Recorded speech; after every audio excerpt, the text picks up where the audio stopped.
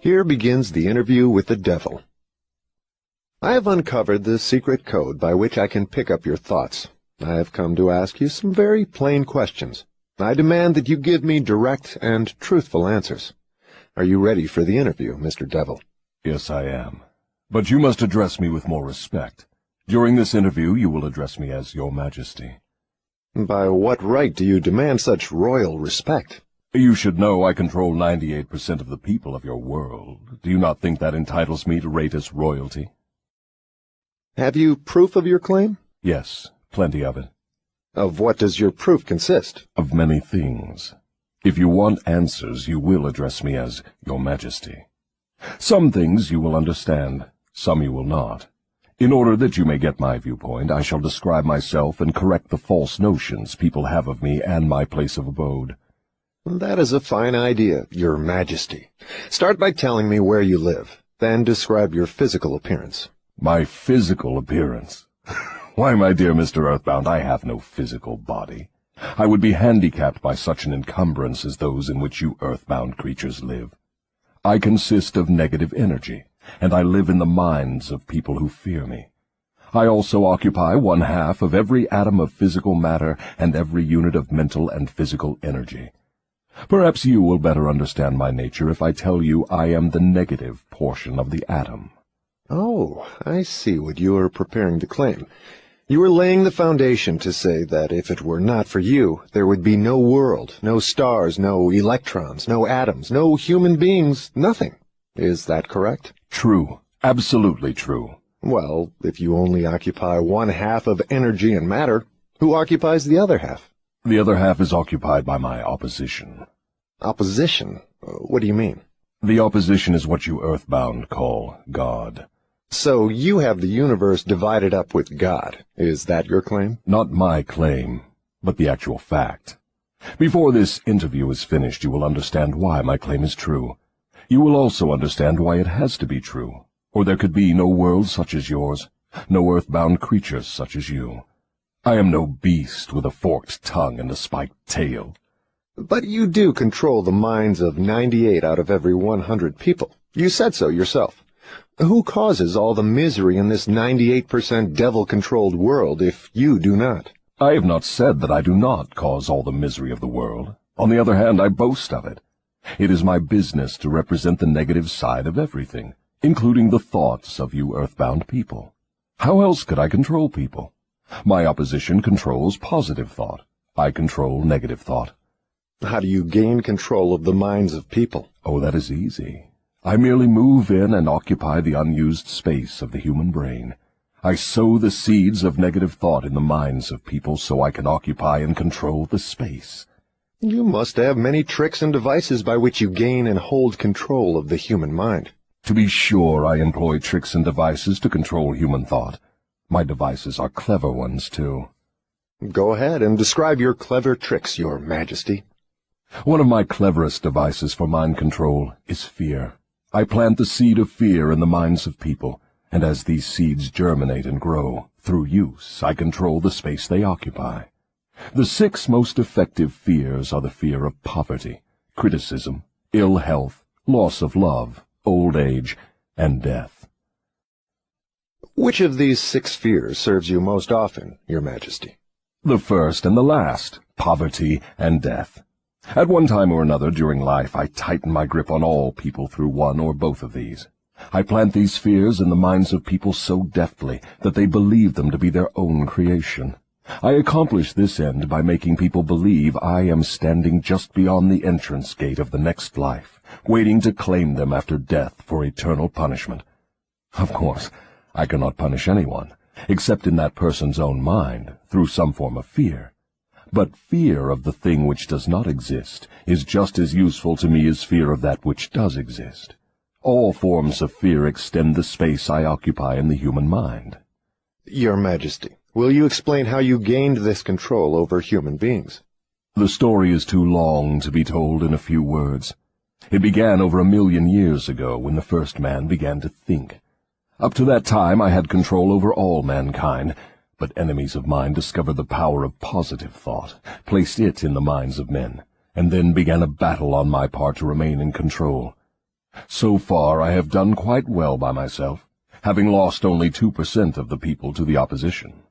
I take it from your answer that men who think are your enemies. Is that right? It is not right, but it is correct. Tell me something more about the world in which you live. I live wherever I choose. Time and space do not exist for me. I am a force best described to you as energy.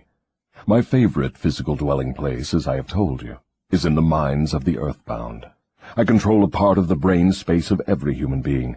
The amount of space I occupy in each individual's mind depends upon how little and what sort of thinking that person does.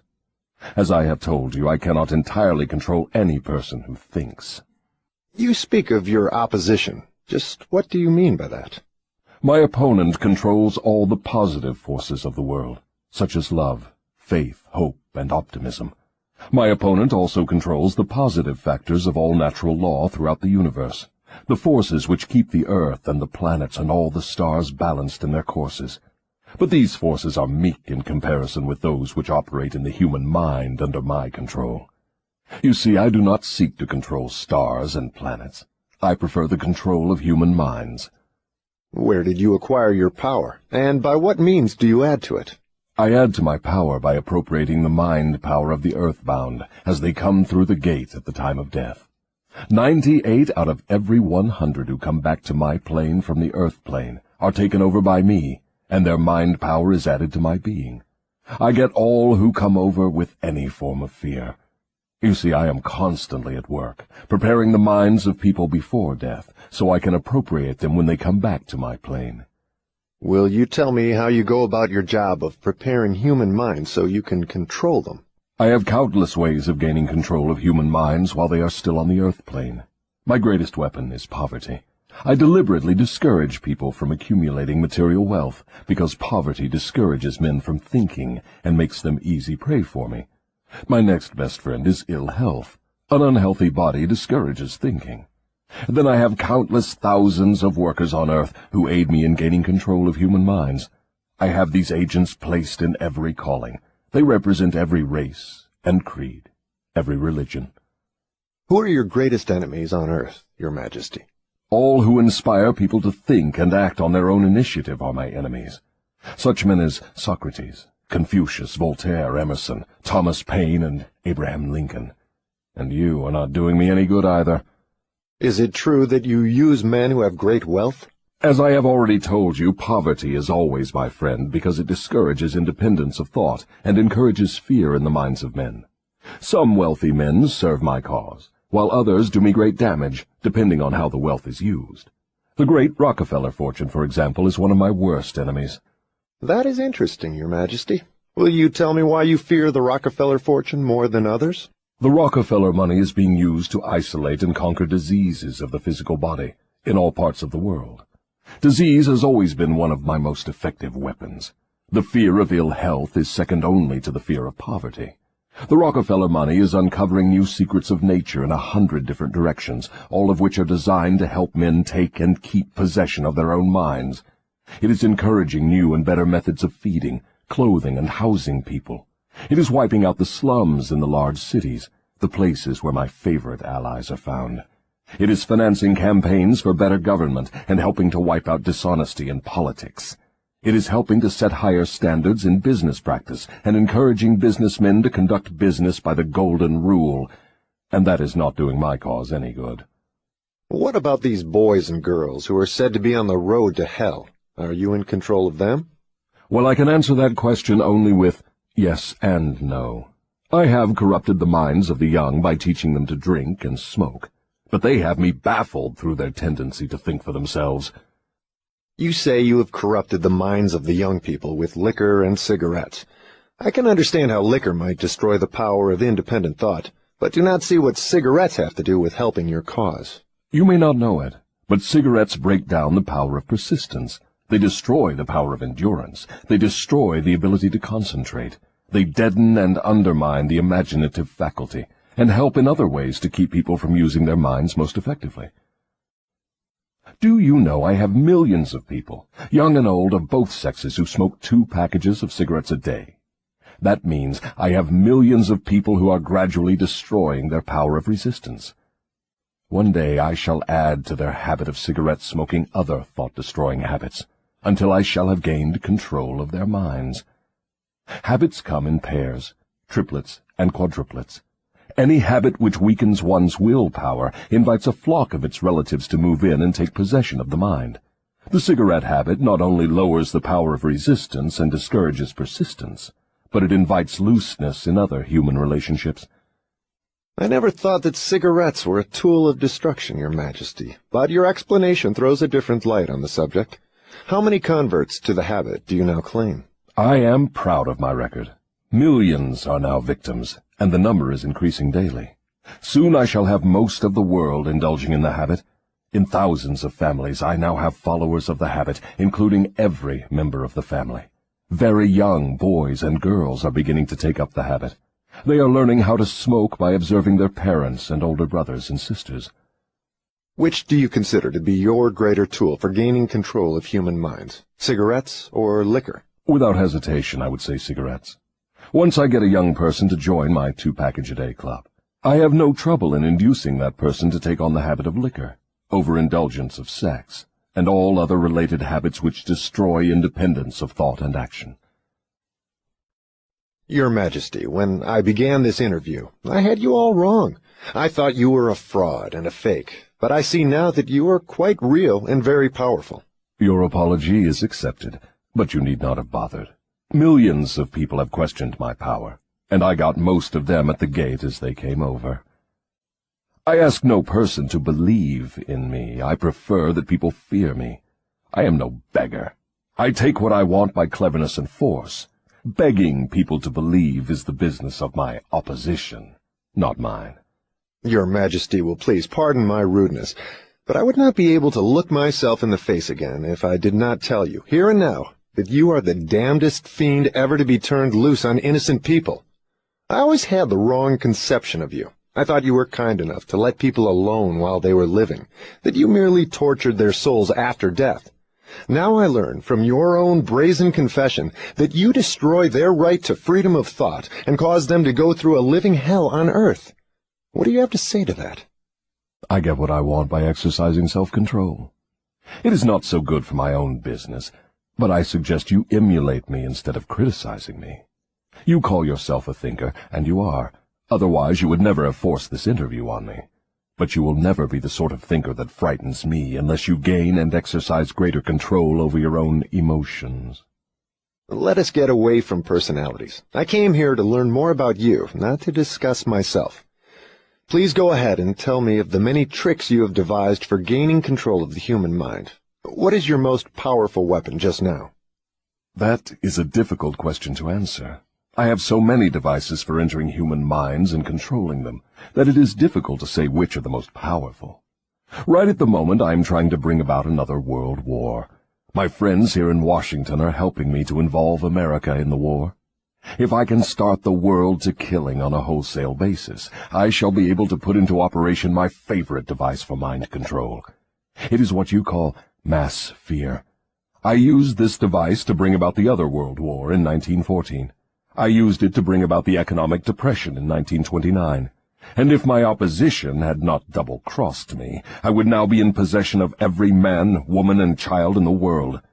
You can see for yourself how near I came to world domination, the thing I have been struggling to attain for thousands of years. Yes, I see your point. Who wouldn't? You are a very ingenious manipulator of the minds of people. Is your devilish business carried on only through people of high position and great influence? Oh, no. I use the minds of people in all walks of life. As a matter of fact, I prefer the type of person who makes no pretense of thinking. I can manipulate that sort of person without difficulty. I could not control 98% of the people of the world if all people were skilled in thinking for themselves. I'm interested in the welfare of those people whom you claim to control. Therefore, I wish you to tell me all of the tricks by which you enter and control their minds. I want a complete confession from you, so begin with your cleverest trick. This is suicide you are forcing on me, but I am helpless.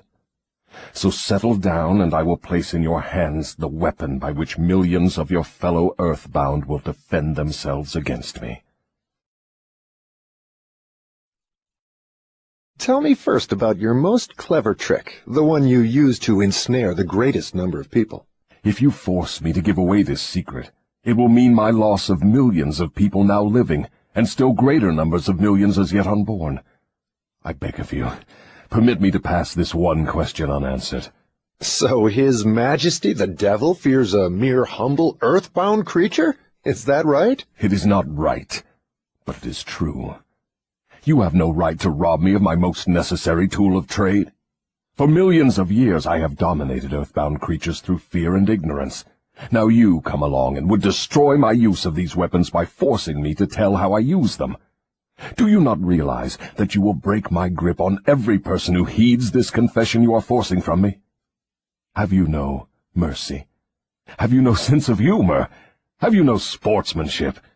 Stop stalling and start confessing.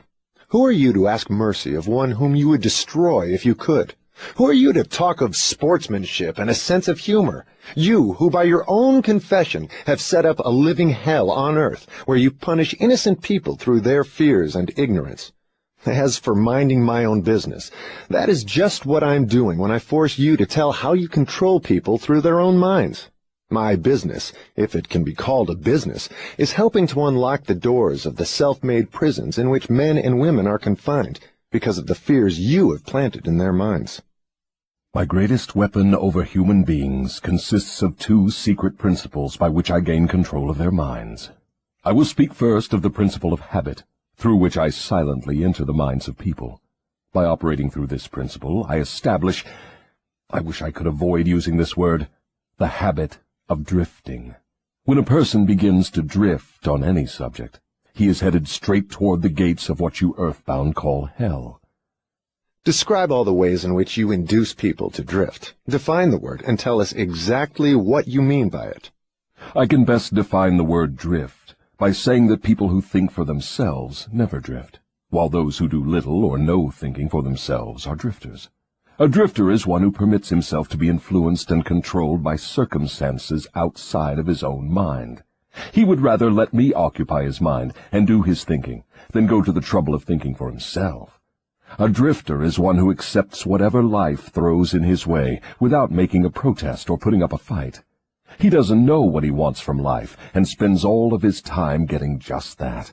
A drifter has lots of opinions, but they are not his own.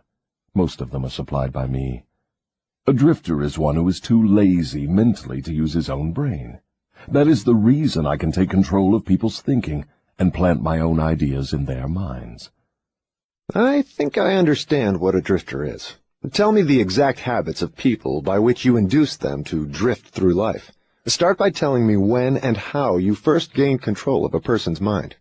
My control over the mind of a human being is obtained while the person is young. Sometimes I lay the foundation for my control of a mind before the owner of it is born, by manipulating the minds of that person's parents. Sometimes I go further back than this and prepare people for my control through what you earthbound call physical heredity. You see, therefore, I have two approaches to the mind of a person. Yes. Go on, and describe these two doors by which you enter and control the minds of human beings.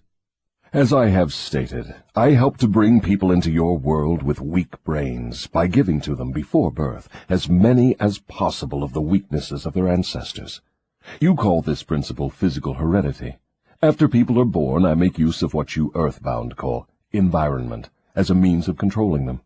This is where the principle of habit enters. The mind is nothing more than the sum total of one's habits. One by one, I enter the mind and establish habits, which lead finally to my absolute domination of the mind. Tell me of the most common habits by which you control the minds of people. That is one of my cleverest tricks. I enter the minds of people through thoughts which they believe to be their own.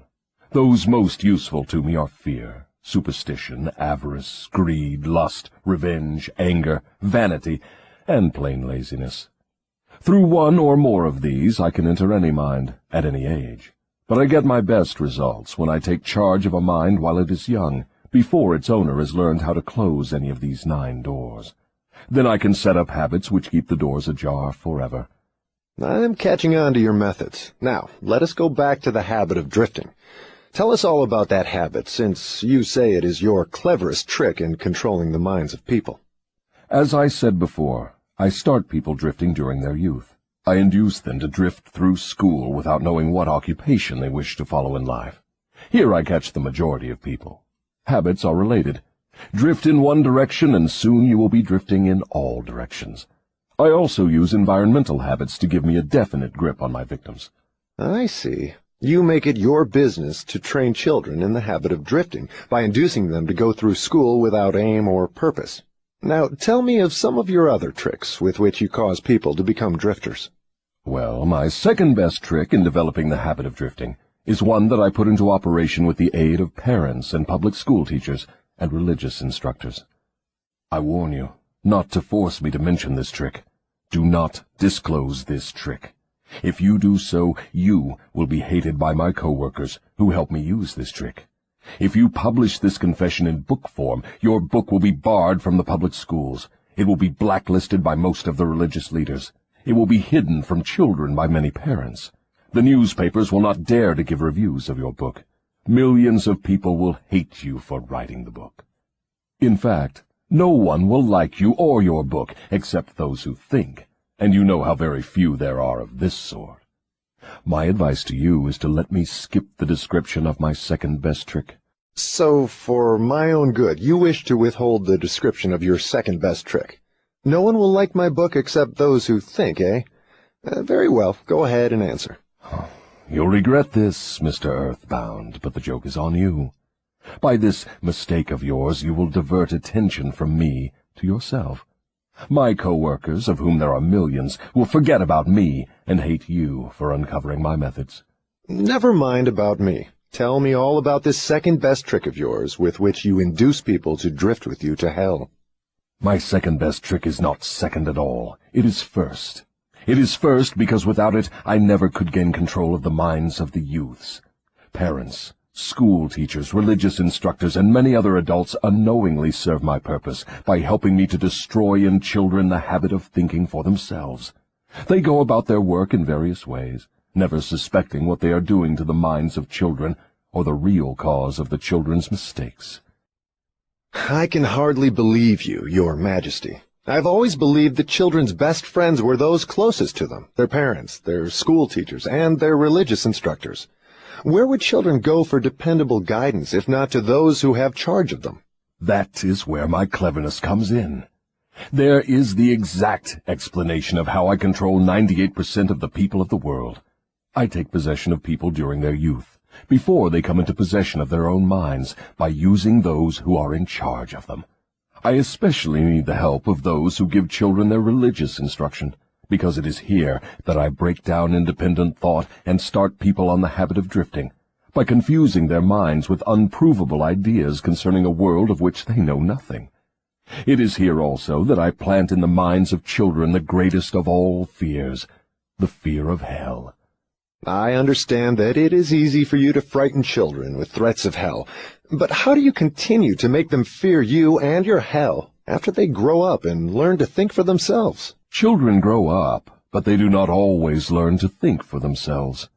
Once I capture the mind of a child through fear, I weaken that child's ability to reason and to think for himself, and that weakness goes with the child all through life.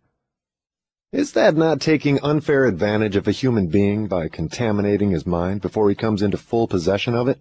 Everything is fair that I can use to further my ends. I have no foolish limitations of right and wrong. Might is right with me. I use every known human weakness to gain and keep control of the human mind. I understand your devilish nature. Now, let us get back to further discussion of your methods of inducing people to drift to hell here on earth. From your confession, I see that you take charge of children while their minds are young and pliable. Tell me more of how you use parents, teachers, and religious leaders to ensnare people into drifting. One of my favorite tricks is to coordinate the efforts of parents and religious instructors, so they work together in helping me to destroy the children's power to think for themselves.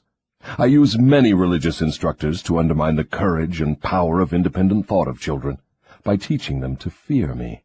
But I use parents to aid the religious leaders in this great work of mine. How do parents help religious leaders destroy their children's power to think for themselves? I never heard of such a monstrosity. I accomplish this through a very clever trick. I cause the parents to teach their children to believe as the parents do in connection with religion, politics, marriage, and other important subjects. In this way, as you can see, when I gain control of the mind of a person, I can easily perpetuate the control by causing that person to help me fasten it upon the minds of his offspring. In what other ways do you use parents to convert children into drifters? I cause children to become drifters by following the example of their parents, most of whom I have already taken over and bound eternally to my cause. In some parts of the world I gain mastery over children's minds and subdue their willpower in exactly the same way that men break and subdue animals of lower intelligence. It makes no difference to me how a child's will is subdued, as long as it fears something. I will enter its mind through that fear and limit the child's power to think independently. It seems that you go out of your way to keep people from thinking. Yes, accurate thought is death to me. I cannot exist in the minds of those who think accurately. I do not mind people thinking, as long as they think in terms of fear, discouragement, hopelessness, and destructiveness. When they begin to think in constructive terms of faith, courage, hope, and definiteness of purpose, they immediately become allies of my opposition, and are therefore lost to me. I'm beginning to understand how you gain control of the minds of children through the help of their parents and religious instructors, but I do not see how the school teachers help you in this damnable work. School teachers help me gain control of the minds of children, not so much by what they teach the children, as because of what they do not teach them. The entire public school system is so administered that it helps my cause by teaching children almost everything except how to use their own minds and think independently.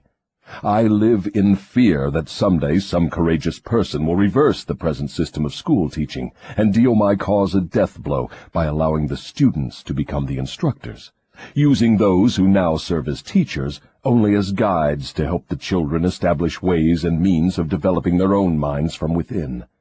When that time comes, the school teachers will no longer belong to my staff. I was under the impression that the purpose of all schooling was to help children to think.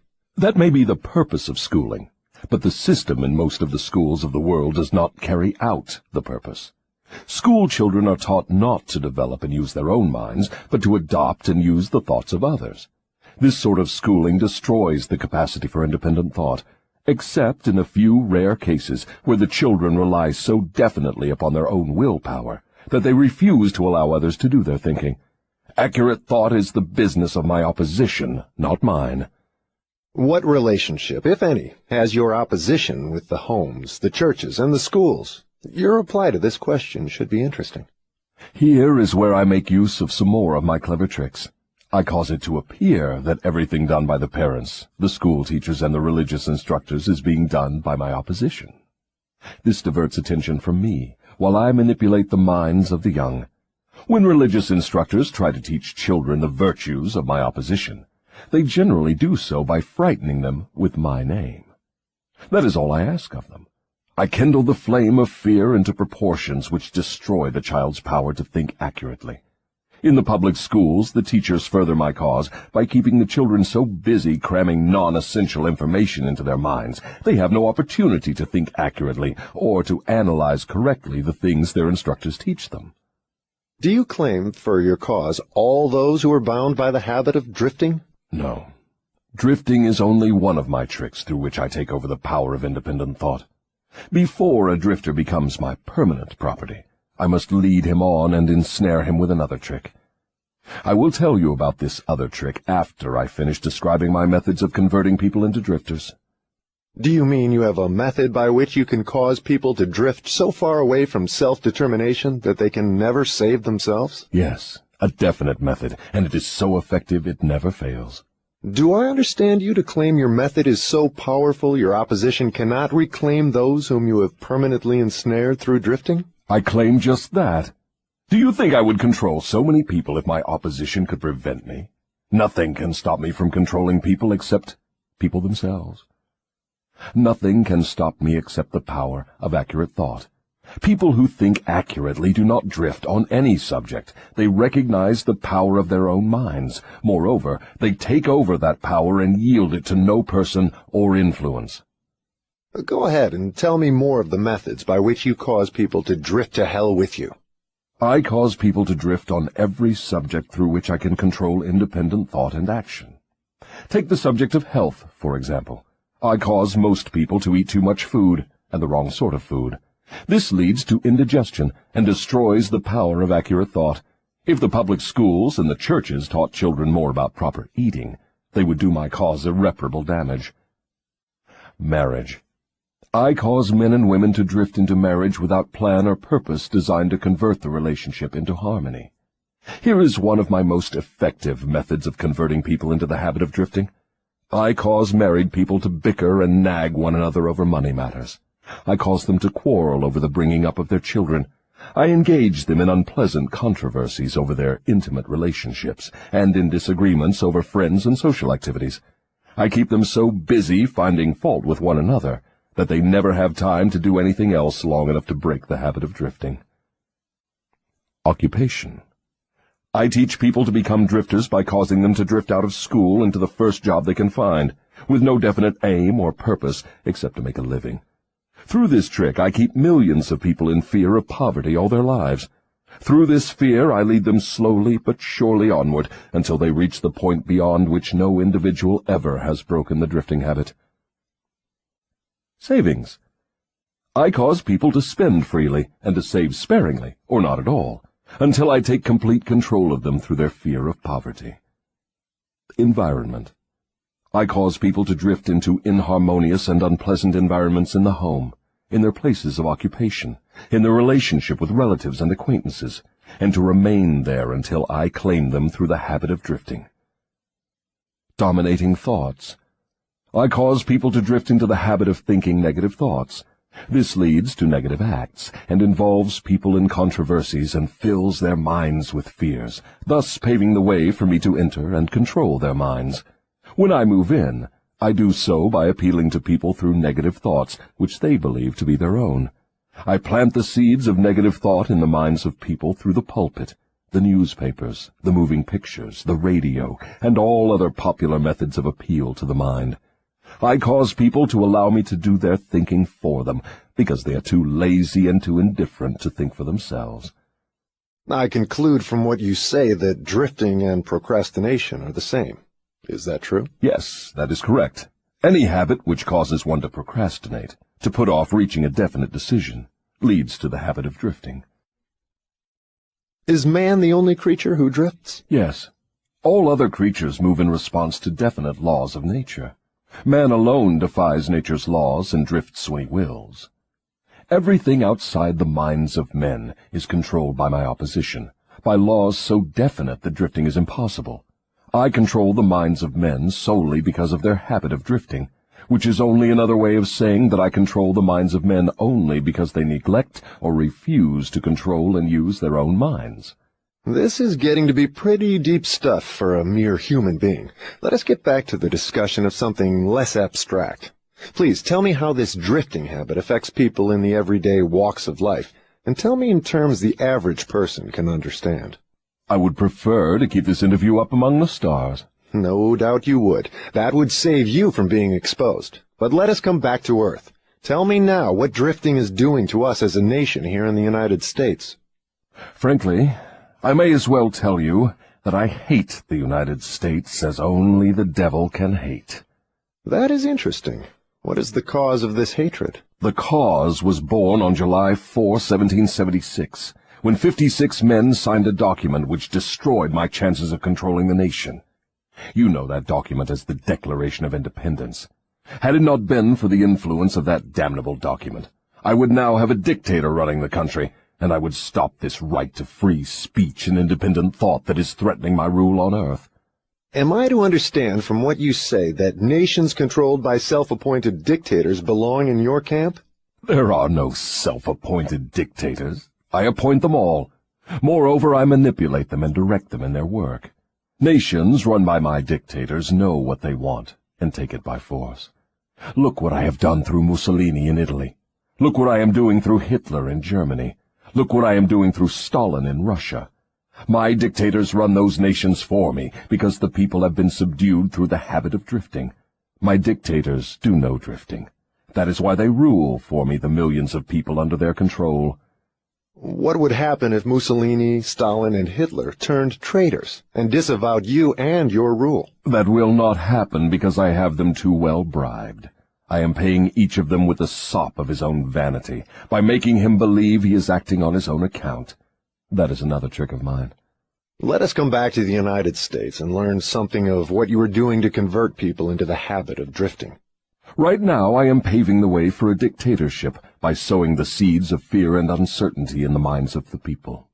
Through whom are you carrying on your work? Mainly through the president. I am destroying his influence with the people by causing him to drift on the question of a working agreement between employers and their employees. If I can induce him to drift for another year, he will be so thoroughly discredited I can hand over the country to a dictator. If the president continues to drift, I will paralyze personal freedom in the United States, just as I destroyed it in Spain, Italy, Germany, and England. What you say leads me to the conclusion that drifting is a weakness which inevitably ends in failure, whether among individuals or nations. Is that your claim? Drifting is the most common cause of failure in every walk of life. I can control anyone whom I can induce to form the habit of drifting on any subject. The reason for this is twofold. First, the drifter is just so much putty in my hands, to be molded into whatever pattern I choose, because drifting destroys the power of individual initiative. Second, the drifter cannot get help from my opposition, because the opposition is not attracted to anything so soft and useless. Is that why a few people are wealthy, while the majority of people are poor? That is exactly the reason. Poverty, like physical illness, is a contagious disease. You find it always among the drifters, never among those who know what they want and are determined to get just that. It may mean something to you when I call your attention to the fact that the non-drifters, whom I do not control, and those who possess most of the wealth of the world, happen to be the same people. I have always understood that money was the root of all evil, that the poor and the meek would inherit heaven, while the wealthy would pass into your hands.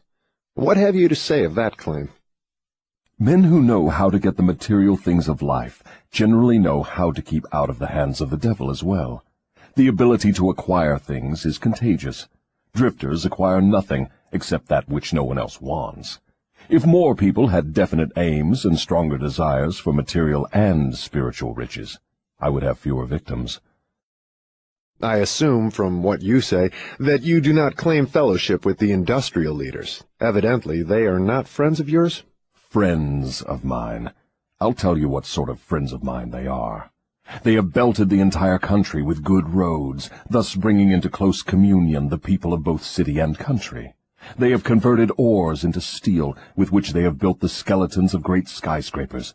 They have harnessed electrical power and converted it into 1,000 uses, all designed to give man time to think. They have provided through the automobile personal transportation to the humblest citizen, thus giving to everyone the freedom of travel. They have provided every home with instantaneous news of what is happening in all parts of the world through the aid of the radio. They have reared libraries in every city, town, and hamlet, and have filled them with books, giving to all who read a complete outline of the most useful knowledge mankind has gathered from his experiences. They have given the humblest citizen the right to express his own opinion on any subject, at any time, anywhere, without fear of molestation. And they have seen to it that every citizen may help make his own laws, levy his own taxes, and manage his own country through the ballot. These are but some of the things the industrial leaders have done to give every citizen the privilege of becoming a non-drifter. Do you think these men have helped my cause? Who are some of the present-day non-drifters over whom you have no control? I have control over no non-drifter, present or past. I control the weak, not those who think for themselves. Go ahead and describe a typical drifter. Give your description point by point so I can recognize a drifter when I see him. The first thing you will notice about a drifter is his total lack of a major purpose in life. He will be conspicuous by his lack of self-confidence. He will never accomplish anything requiring thought and effort. He spends all he earns, and more, too, if he can get credit. He will be sick or ailing from some real or imaginary cause, and calling to high heaven if he suffers the least physical pain. He will have little or no imagination. He will lack enthusiasm and initiative to begin anything he is not forced to undertake, and he will plainly express his weakness by taking the line of least resistance whenever he can do so. He will be ill-tempered and lacking in control over his emotions. His personality will be without magnetism, and it will not attract other people. He will have opinions on everything but accurate knowledge of nothing. He may be jack of all trades, but good at none. He will neglect to cooperate with those around him, even those on whom he must depend for food and shelter. He will make the same mistake over and over again, never profiting by failure. He will be narrow-minded and intolerant on all subjects, ready to crucify those who may disagree with him. He will expect everything of others, but be willing to give little or nothing in return. He may begin many things, but he will complete nothing. He will be loud in his condemnation of his government, but he will never tell you definitely how it can be improved. He will never reach decisions on anything if he can avoid it, and if he is forced to decide, he will reverse himself at the first opportunity. He will eat too much and exercise too little. He will take a drink of liquor if someone else will pay for it. He will gamble if he can do it on the cuff. He will criticize others who are succeeding in their chosen calling. In brief, the drifter will work harder to get out of thinking than most others work in earning a good living. He will tell a lie rather than admit his ignorance on any subject. If he works for others, he will criticize them to their backs and flatter them to their faces. You have given me a graphic description of the drifter. Please now describe the non-drifter so that I may recognize him on sight. The first sign of a non-drifter is this. He is always engaged in doing something definite, through some well-organized plan which is definite. He has a major goal in life toward which he is always working, and many minor goals, all of which lead toward his central scheme. The tone of his voice, the quickness of his step, the sparkle in his eyes, the quickness of his decisions clearly mark him as a person who knows exactly what he wants and is determined to get it, no matter how long it may take, or what price he must pay. If you ask him questions, he gives you direct answers, and never falls back on evasions or resorts to subterfuge. He extends many favors to others, but accepts favors sparingly, or not at all. He will be found up front, whether he is playing a game or fighting a war. If he does not know the answers, he will say so, frankly. He has a good memory, never offers an alibi for his shortcomings. He never blames others for his mistakes, no matter if they deserve the blame. He used to be known as a go-getter, but in modern times he is called a go-giver. You will find him running the biggest business in town, living on the best street, driving the best automobile, and making his presence felt wherever he happens to be. He is an inspiration to all who come into contact with his mind. The major distinguishing feature of the non-drifter is this. He has a mind of his own, and uses it for all purposes. Is the non-drifter born with some mental, physical, or spiritual advantage not available to the drifter? No. The major difference between the drifter and the non-drifter is something equally available to both. It is simply the prerogative right of each to use his own mind and think for himself.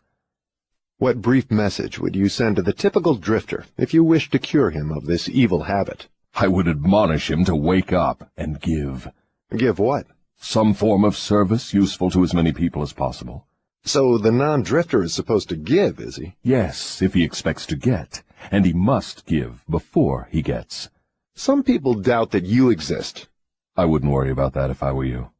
Those who are ready to be converted from the habit of drifting will recognize the authenticity of this interview by its soundness of counsel. The others are not worth the trouble it would take to convert them. Why do you not try to stop me from publishing this confession I'm wringing from you? Because that would be the surest of all ways to guarantee you will publish it. I have a better plan than trying to suppress publication of my confession. I will urge you to go ahead with the publication, then sit back and watch you suffer when some of my faithful drifters begin to make things hot for you. I will not need to deny your story. My followers will do that for me. See if they don't. If this confession of yours stopped right here, Your statement would be sound, but fortunately for millions of your victims who will gain their release because of your confession, this interview will continue until you have supplied me with the weapon by which you will eventually be restrained from domination of people through their fears and superstitions. Remember, Your Majesty, your confession has just begun. After I wring from you a description of the methods by which you control people, I will force you also to give the formula by which your control can be broken at will. It is true I shall not remain here long enough to defeat you, but the published word I leave behind me will be deathless, because it will consist of truth. You fear the opposition of no individual, because you know it will be short, but you do fear truth. You fear truth and nothing else, for the reason it is slowly but definitely giving human beings freedom from all manner of fear. Without the weapon of fear, you would be helpless and entirely unable to control any human being. Is that true or false? I have no alternative but to admit that what you say is true. Now that we understand each other, let us go ahead with your confession. But before we continue, I may as well take time out to do a little boasting on my own account, now that you have had your fling at it. I will confine myself to one question, the answer to which will give me all the satisfaction I want. Is it not true that you control only the minds of those who have allowed the drifting habit to be fixed upon them? Yes, that is true. I have already admitted this truth in a dozen or more different ways. Why do you tantalize me by repeating the question? There is power in repetition. I'm forcing you to repeat the highlights of your confession in as many different ways as possible, so your victims may check this interview and determine its soundness by their own experiences with you. That is one of my little tricks. Do you approve of my method? You couldn't be setting a trap for me for the purpose of doing some more boasting, could you? I am asking the questions, and you are doing the answering. Go ahead now and confess why you are powerless to stop me from forcing this confession from you. I want your confession for aid and comfort to victims of yours whom I intend to release from your control the moment they read your confession. I am powerless to influence or control you, because you have found the secret approach to my kingdom. You know that I exist only in the minds of people who have fears. You know that I control only the drifters who neglect to use their own minds. You know that my hell is here on earth, and not in the world that comes after death. And you know also that drifters supply all the fire I use in my hell. You know that I am a principle or form of energy which expresses the negative side of matter and energy, and that I am not a person with a forked tongue and a spiked tail. You have become my master because you have mastered all your fears. Lastly, you know that you can release all of my earthbound victims whom you contact, and this definite knowledge is the blow with which you will deal me the greatest damage. I cannot control you because you have discovered your own mind, and you have taken charge of it. There now, Mr. Earthbound, that confession should feed your vanity to the bursting point. That last dart was unnecessary. Knowledge of the sort I have used to master you does not contaminate itself with vulgar indulgence and vanity. Truth is the one and only thing in the world that can stand ridicule. Now let us continue with your confession. What is wrong with the principle of flattery? You use it, do you not? Do I use it? Man alive, flattery is one of my most useful weapons. With this deadly instrument I slay the big ones and the little ones. Your admission interests me. Go ahead now and tell me how you make use of flattery. I make use of it in so many ways it is difficult to know where to begin. I warn you, before I answer in detail, that publishing my answers will bring down an avalanche of ridicule on your head for bringing up the question. I'll take the responsibility. Proceed. Well, I may as well here admit that you have stumbled onto the major secret of how I convert people to the habit of drifting. That is a startling admission. Go ahead with your confession, and stick strictly to this subject of flattery. No more side remarks and no more facetiousness for the present. Tell me all about your use of flattery in gaining control over people. Flattery is a bait of incomparable value to all who wish to gain control over others. It has powerful pulling qualities because it operates through two of the most common human weaknesses, vanity and egotism. There is a certain amount of vanity and egotism in everyone. In some people these qualities are so pronounced they literally serve as a rope by which one may be bound. The best of all ropes is flattery.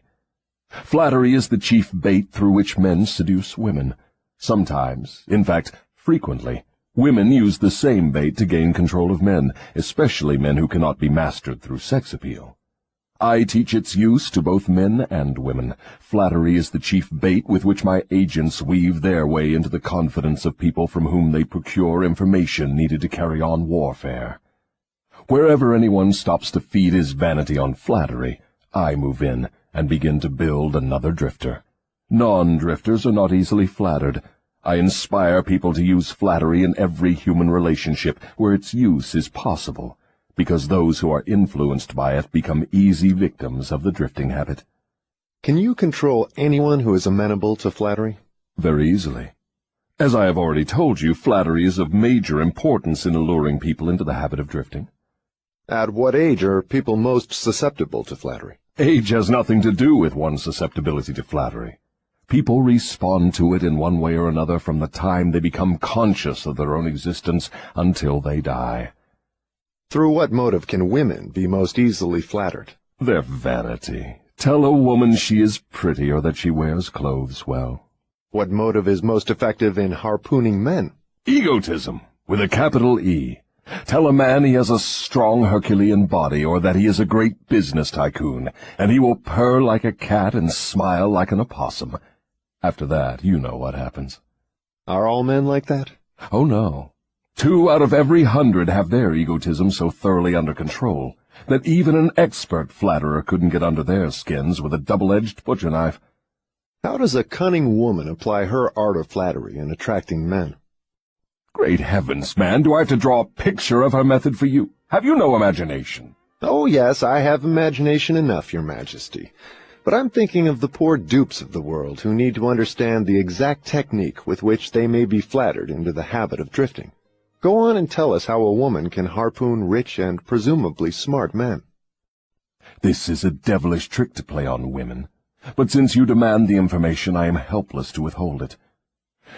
Women influence men through a technique consisting first of ability to inject soft, cooing baby tones into their voices, and second, by closing their eyes into a half-closed position which registers hypnotism in connection with the flattery of men. Is that all there is to the business of flattery? No, that is only the technique. Then comes the motive a woman uses as a lure. The type of woman you perhaps have in mind never sells a man herself or anything she can give him. Instead, she sells him his own egotism. Is that all that women use when they wish to flatter men? That is the most effective thing they use. It works when sex appeal fails. So I am to believe that big, strong, smart men can be wound up and manipulated through flattery just as if they were so much putty? Is that possible? Is it possible? It is happening every minute of the day. Moreover, unless they are non-drifters, the bigger they come, the harder they fall when the expert flatterer moves in on them. And tell me of some of your other tricks with which you cause people to drift in life. One of my most effective devices is failure. The majority of people begin to drift as soon as they meet with opposition, and not 1 out of 10,000 will keep on trying after failing 2 or 3 times. So it is your business to induce people to fail whenever you can. Is that correct? You have it right. Failure breaks down one's morale, destroys self-confidence, subdues enthusiasm, dulls imagination, and drives away definiteness of purpose. Without these qualities, no one can permanently succeed in any undertaking. The world has produced thousands of inventors with ability superior to that of the late Thomas A. Edison. But these men have never been heard of, while the name of Edison will go marching on, because Edison converted failure into a stepping stone to achievement, while the others used it as an alibi for not producing results. Is the capacity to surmount failure without being discouraged one of Henry Ford's chief assets? Yes, and this same quality is the chief asset of every man who attains outstanding success in any calling. That statement covers lots of territory, Your Majesty. Do you not wish to modify it or tone it down a bit for the sake of accuracy? No modification is necessary, because the claim is none too broad.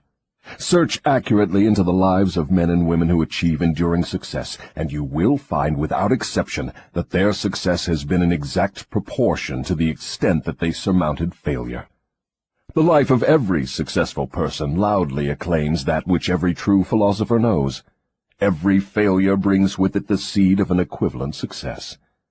But the seed will not germinate and grow under the influence of a drifter.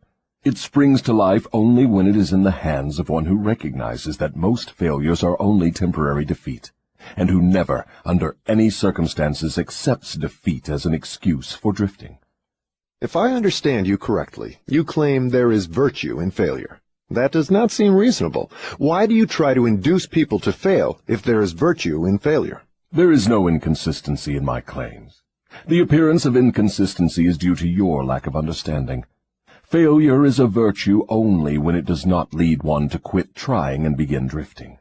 I induce as many people as I can to fail as often as possible, for the reason that not 1 out of 10,000 will keep on trying after failing 2 or 3 times.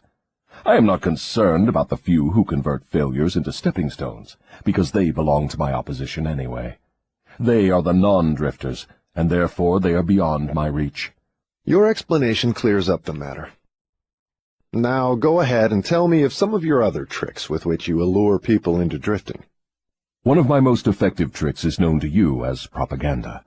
This is the instrument of greatest value to me in setting people to murdering one another under the guise of war.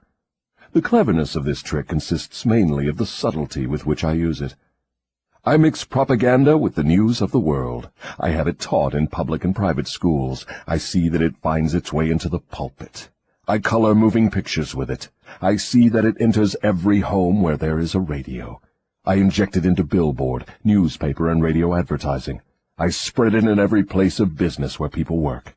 I use it to fill the divorce courts, and I make it serve to destroy business and industry. It is my chief instrument for starting runs on banks. My propagandists cover the world so thoroughly that I can start epidemics of disease, turn loose the dogs of war, or throw business into a panic at will. If you can do all that you claim with propaganda, it is little wonder that we have wars and business depressions. Give me a simple description of what you mean by the term propaganda. Just what is it, and how does it work? I wish to know particularly how you cause people to drift through the use of this devilish device. Propaganda is any device, plan, or method by which people can be influenced without knowing that they are being influenced, or the source of the influence. Propaganda is used in business for the purpose of discouraging competition. Employers use it to gain advantage over their employees. The employees retaliate by using it to gain advantage over their employers. In fact, it is used so universally and through such a smooth and beautiful streamlined technique that it looks harmless even when it is detected. I suppose some of your boys are now engaged in preparing the minds of the American people to drift into some form of dictatorship. Tell me how they work. Yes, millions of my boys are preparing Americans to become Hitlerized. My best boys are working through politics and labor organization. We intend to take over the country with ballots instead of bullets. Americans are so sensitive they would never stand the shock of seeing their form of government changed with the aid of machine guns and tank cars. So our propaganda boys are serving them a diet they will swallow by stirring up strife between employers and employees and turning the government against business and industry. When propaganda has done its work thoroughly, one of my boys will move in as dictator, and the 9 old men on your Supreme Court with their silly notions of the Constitution will move out. Everyone will be given a job or fed from the government treasury. When men's bellies are filled, they drift freely with one who does the filling. Hungry men get out from under control. I have often wondered who invented the clever trick which you call propaganda. From what you tell me of its source and nature, I understand why it is so deadly. Only one as clever as your Majesty could have invented such a device with which to dull the reason, dethrone the will, and lure men into drifting. Why do you not use your powerful propaganda to gain control of your victims, instead of subduing them through fear and annihilating them through warfare? What is fear of the devil except propaganda? You have not observed my technique very carefully, or you would have seen that I am the world's greatest propagandist. I never attain an end by direct, open means which I can achieve through subterfuge and subtlety. What do you suppose I am using when I plant negative ideas in the minds of men, and gain control of them through what they believe to be their own ideas? What would you call that, except the cleverest of all forms of propaganda? Surely you are not going to tell me that you destroy people through their own help without their realizing what you are doing. That is exactly what I wish you to understand. Moreover, I will show you exactly how the trick is performed. Now we are getting somewhere. Exactly how do you convert human beings into propagandists and lure them into self-imprisonment? Give me the story with all its lurid details. This is the most important part of your confession, and I am consumed with eagerness to gain control of your secret. I can hardly blame you for stalling about answering my question, because you know so well that your answer will snatch millions of innocent victims from your control. You also know that your answer will protect other countless millions of yet unborn people from being victimized by you. It is little wonder you are hedging about answering. Your deductions are correct. This part of my confession will do me more damage than all the remainder of it. Stating your headache in a better way, this part of your confession will save more millions of people from your control than all the remainder of it. All I can say is that you have me in a hell of a situation. Now you shall know how the millions of your victims feel. Let's have it. I make my first entry into an individual's mind by bribing him. What do you use as a bribe? I use many things, all of them pleasant things the individual covets. I use the same sort of bribes that individuals use when they bribe one another. That is, I use for bribes the things people most want. My best bribes are these: love, the thirst for sex expression, covetousness for money, the obsessive desire to gain something for nothing, gambling, vanity in women, egotism in men, desire to be the master of others, desire for intoxicants and narcotics, desire for self-expression through words and deeds, desire to imitate others, desire for the perpetuation of life after death, desire to be a hero or heroine, desire for physical food. That is an imposing list of bribes, Your Majesty. Do you use others? Yes, plenty of them, but these are my favorites. Through some combination of them I can enter the mind of any human being at will at any age from birth until death. You mean that these bribes are the keys with which you can silently unlock the door to any mind you choose? That is exactly what I mean, and I can do it too. What happens when you enter the mind of a person who is not yet in the habit of drifting, but belongs in the 98% class as a potential drifter? I go to work immediately to occupy as much of that person's mind as I can master.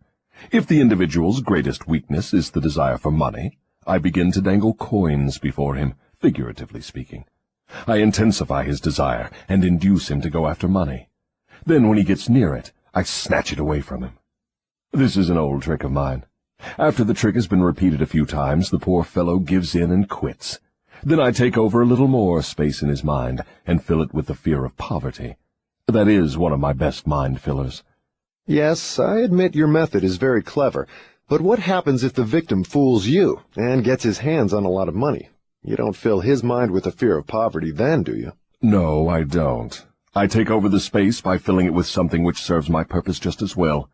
If the victim converts his desire for money into large sums, I start overfeeding him with the things he can buy with it. For example, I cause him to stuff himself with rich foods. This slows down his thinking capacity, endangers his heart, and starts him on the road to drifting. Then I pester him with intestinal poisoning through the surplus food he eats. That also slows down his thinking and gives him a nasty disposition. What if the victim is not a glutton? What other follies can you induce him to pick up that lead to drifting? If the victim is a male, I can usually snare him through his sex appetite. Overindulgence in sex starts more men into drifting toward failure than all other causes combined. So food and sex are two of your surefire baits. Is that correct? Yes. With these two lures, I can take over a majority of my victims. And then there is the desire for money. I'm beginning to think that wealth is more dangerous than poverty, if your story is to be believed. That altogether depends on who has the wealth and how it was acquired. What has the manner in which money is acquired to do with its being a blessing or a curse? Everything.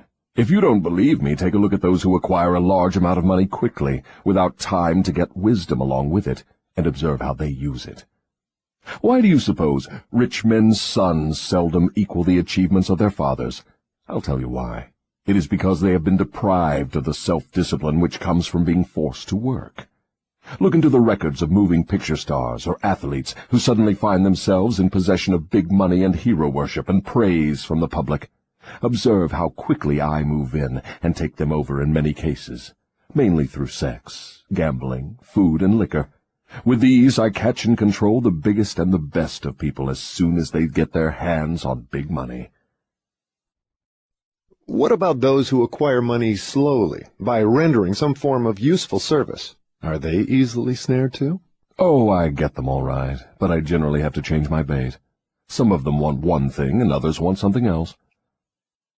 Where my purpose is best served, I see to it that they get what they want most, but I manage to wrap in the package something they don't want. The thing I give them is the definite thing that makes them drifters. Do you see how I work?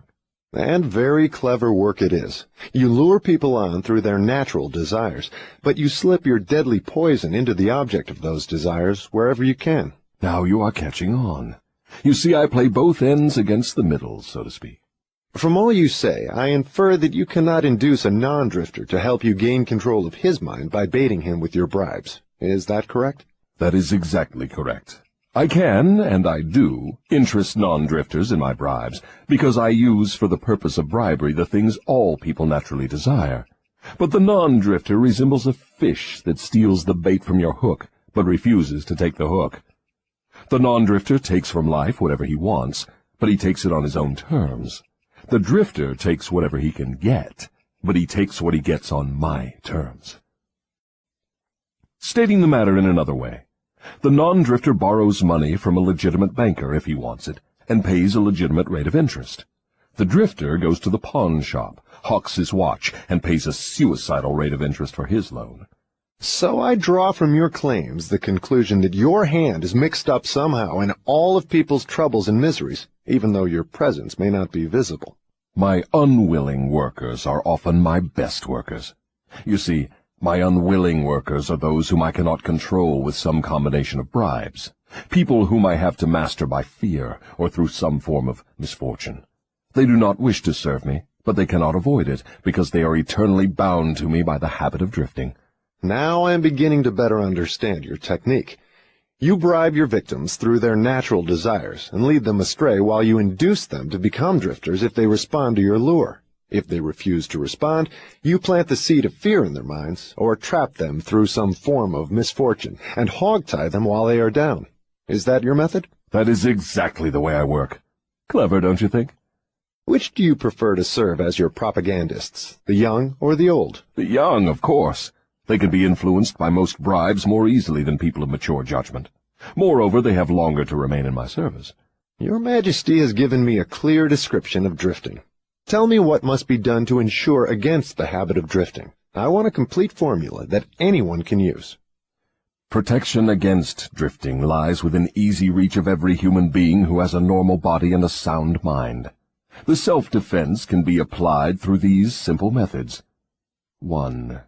Do your own thinking on all occasions. The fact that human beings are given complete control over nothing save the power to think their own thoughts is laden with significance. 2. Decide definitely what you want from life, then create a plan for attaining it, and be willing to sacrifice everything else if necessary, rather than accept permanent defeat. 3. Analyze temporary defeat, no matter of what nature or cause, and extract from it the seed of an equivalent advantage. 4. Be willing to render useful service equivalent to the value of all material things you demand of life, and render the service first. 5. Recognize that your brain is a receiving set that can be attuned to receive communications from the universal storehouse of infinite intelligence, to help you transmute your desires into their physical equivalent. 6. Recognize that your greatest asset is time, the only thing except the power of thought which you own outright, and the one thing which can be shaped into whatever material things you want. Budget your time so none of it is wasted. 7. Recognize the truth that fear generally is a filler with which the devil occupies the unused portion of your mind, that it is only a state of mind which you can control by filling the space it occupies with faith in your ability to make life provide you with whatever you demand of it. 8. When you pray, do not beg. Demand what you want, and insist upon getting exactly that, with no substitutes. 9. Recognize that life is a cruel taskmaster, and that either you master it, or it masters you. There is no halfway or compromising point. Never accept from life anything you do not want. If that which you do not want is temporarily forced upon you, you can refuse, in your own mind, to accept it, and it will make way for the thing you do want. 10. Lastly, remember that your dominating thoughts attract, through a definite law of nature, by the shortest and most convenient route, their physical counterpart. Be careful what thoughts you dwell upon. That list looks imposing. Give me a simple formula, combining all the 10 points. If you had to combine all 10 in one, what would it be? Be definite in everything you do, and never leave unfinished thoughts in the mind. Form the habit of reaching definite decisions on all subjects. Can the habit of drifting be broken, or does it become permanent once it has been formed? The habit can be broken if the victim has enough willpower, providing it is done in time. There is a point beyond which the habit can never be broken. Beyond that point, the victim is mine. He resembles a fly that has been caught in a spider's web. He may struggle, but he cannot get out. Each move he makes entangles him more securely. The web in which I entangle my victims permanently is a law of nature not yet isolated by or understood by men of science. What is this mysterious law through which you take permanent control of people's bodies, even before you take over their souls? The whole world will want to know more about this law and how it operates. It will be hard to describe the law so you will understand it, but you may call it hypnotic rhythm.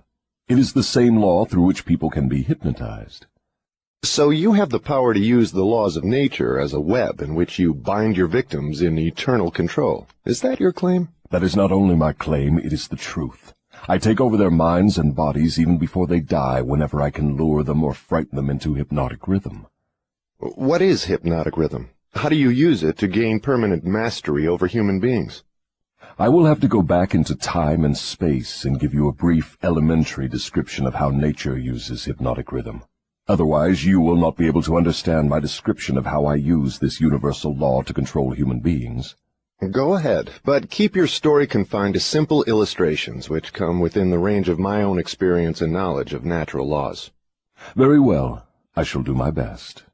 You, of course, know that nature maintains a perfect balance between all the elements and all the energy in the universe.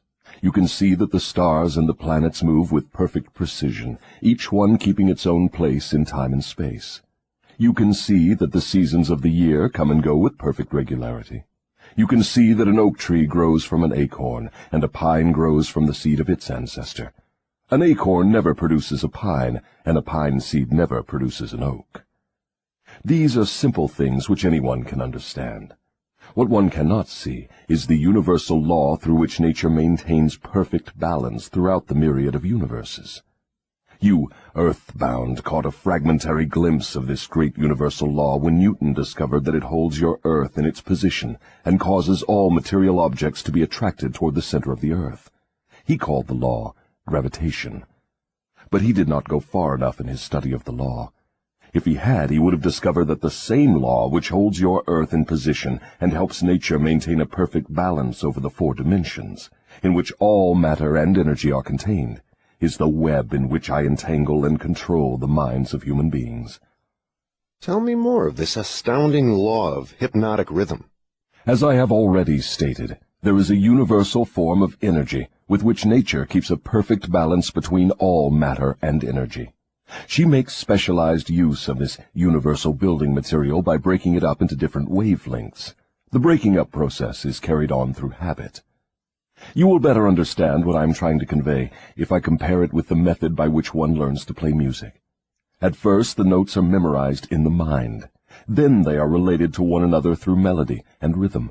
By repetition, the melody and rhythm become fixed in the mind. Observe how relentlessly the musician must repeat a tune before he masters it. Through repetition, the musical notes blend, and then you have music. Any impulse of thought that the mind repeats over and over through habit forms an organized rhythm. Undesirable habits can be broken. They must be broken before they assume the proportions of rhythm. Are you following me? Yes. Well, to continue, rhythm is the last stage of habit. Any thought or physical movement which is repeated over and over through the principle of habit finally reaches the proportion of rhythm. Then the habit cannot be broken, because nature takes it over and makes it permanent. It is something like a whirlpool in water. An object may keep floating indefinitely unless it is caught in a whirlpool. Then it is carried round and round, but it cannot escape. The energy with which people think may be compared with water in a river. So this is the way in which you take control of the minds of people, is it? Yes. All I have to do to gain control over any mind is to induce its owner to drift. Am I to understand that the habit of drifting is the major danger through which people lose their prerogative or privilege of thinking their own thoughts and shaping their own earthly destinations? That and much more. Drifting is also the habit through which I take over their souls after they give up their physical bodies.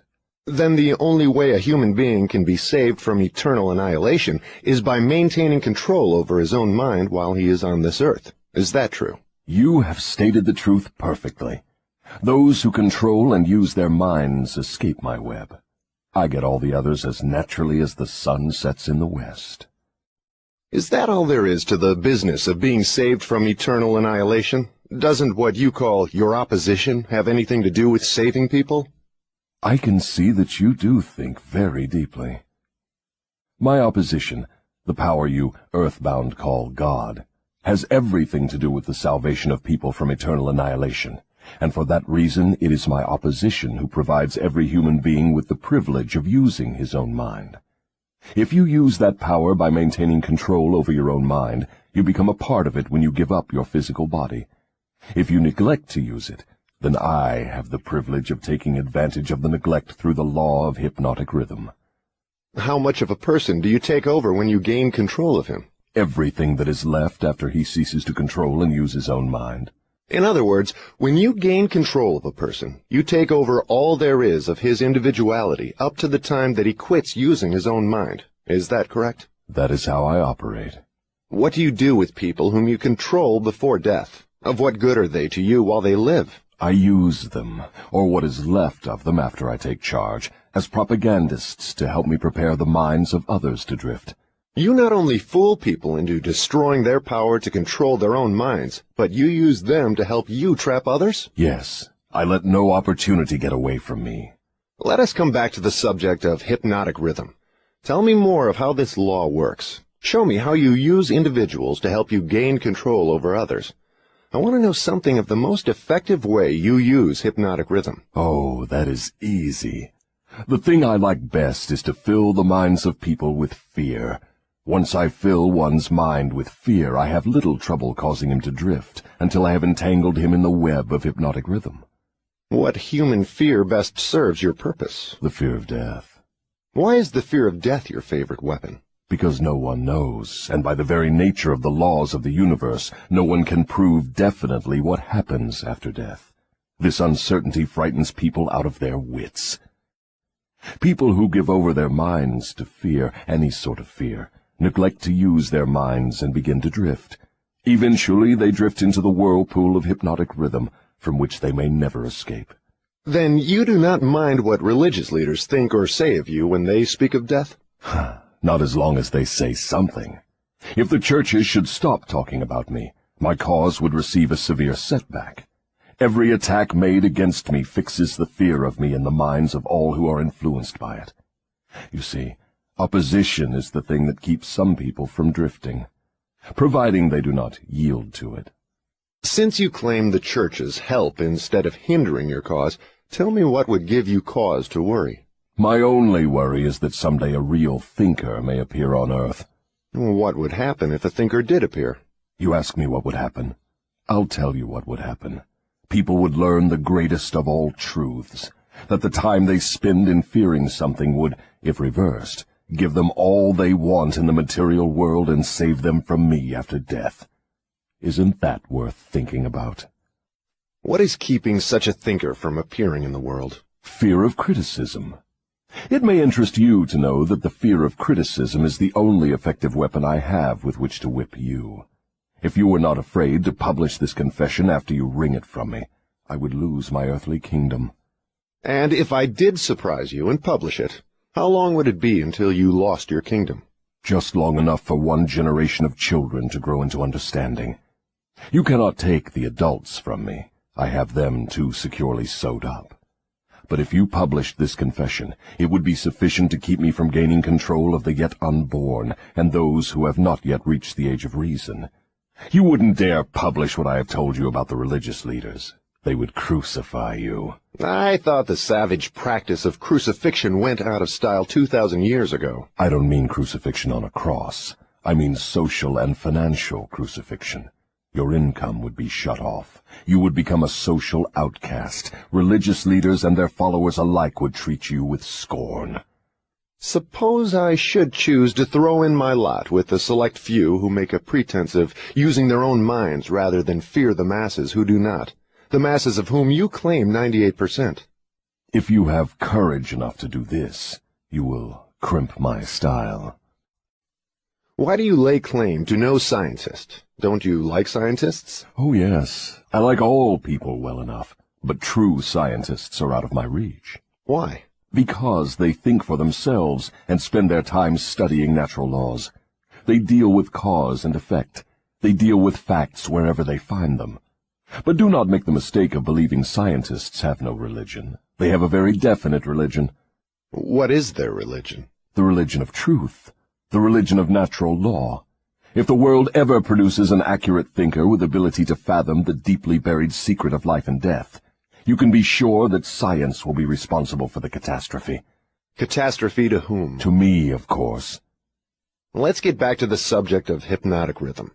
I want to know more about it. Is it something like the principle through which people can hypnotize one another? It is precisely the same thing. I have already told you so. Why do you repeat your questions? That is an old worldly custom of mine, Your Majesty. For your enlightenment, I will tell you, I am forcing you to repeat many of your statements for the sake of emphasis. I'm also trying to see if I can catch you in a lie. Don't dodge the issue. Get back to hypnotic rhythm and tell me all you know about it. Am I a victim of it? Not now, but you barely missed falling into my web. You drifted toward the whirlpool of hypnotic rhythm until you discovered how to force me into making this confession. Then I lost control of you. How interesting. You are not trying to recapture me through flattery, are you? That would be the best bribe I could offer you. It is the bribe I used on you effectively before you got the upper hand of me. With what did you flatter me? With many things. Chief among them sex and the desire for self-expression.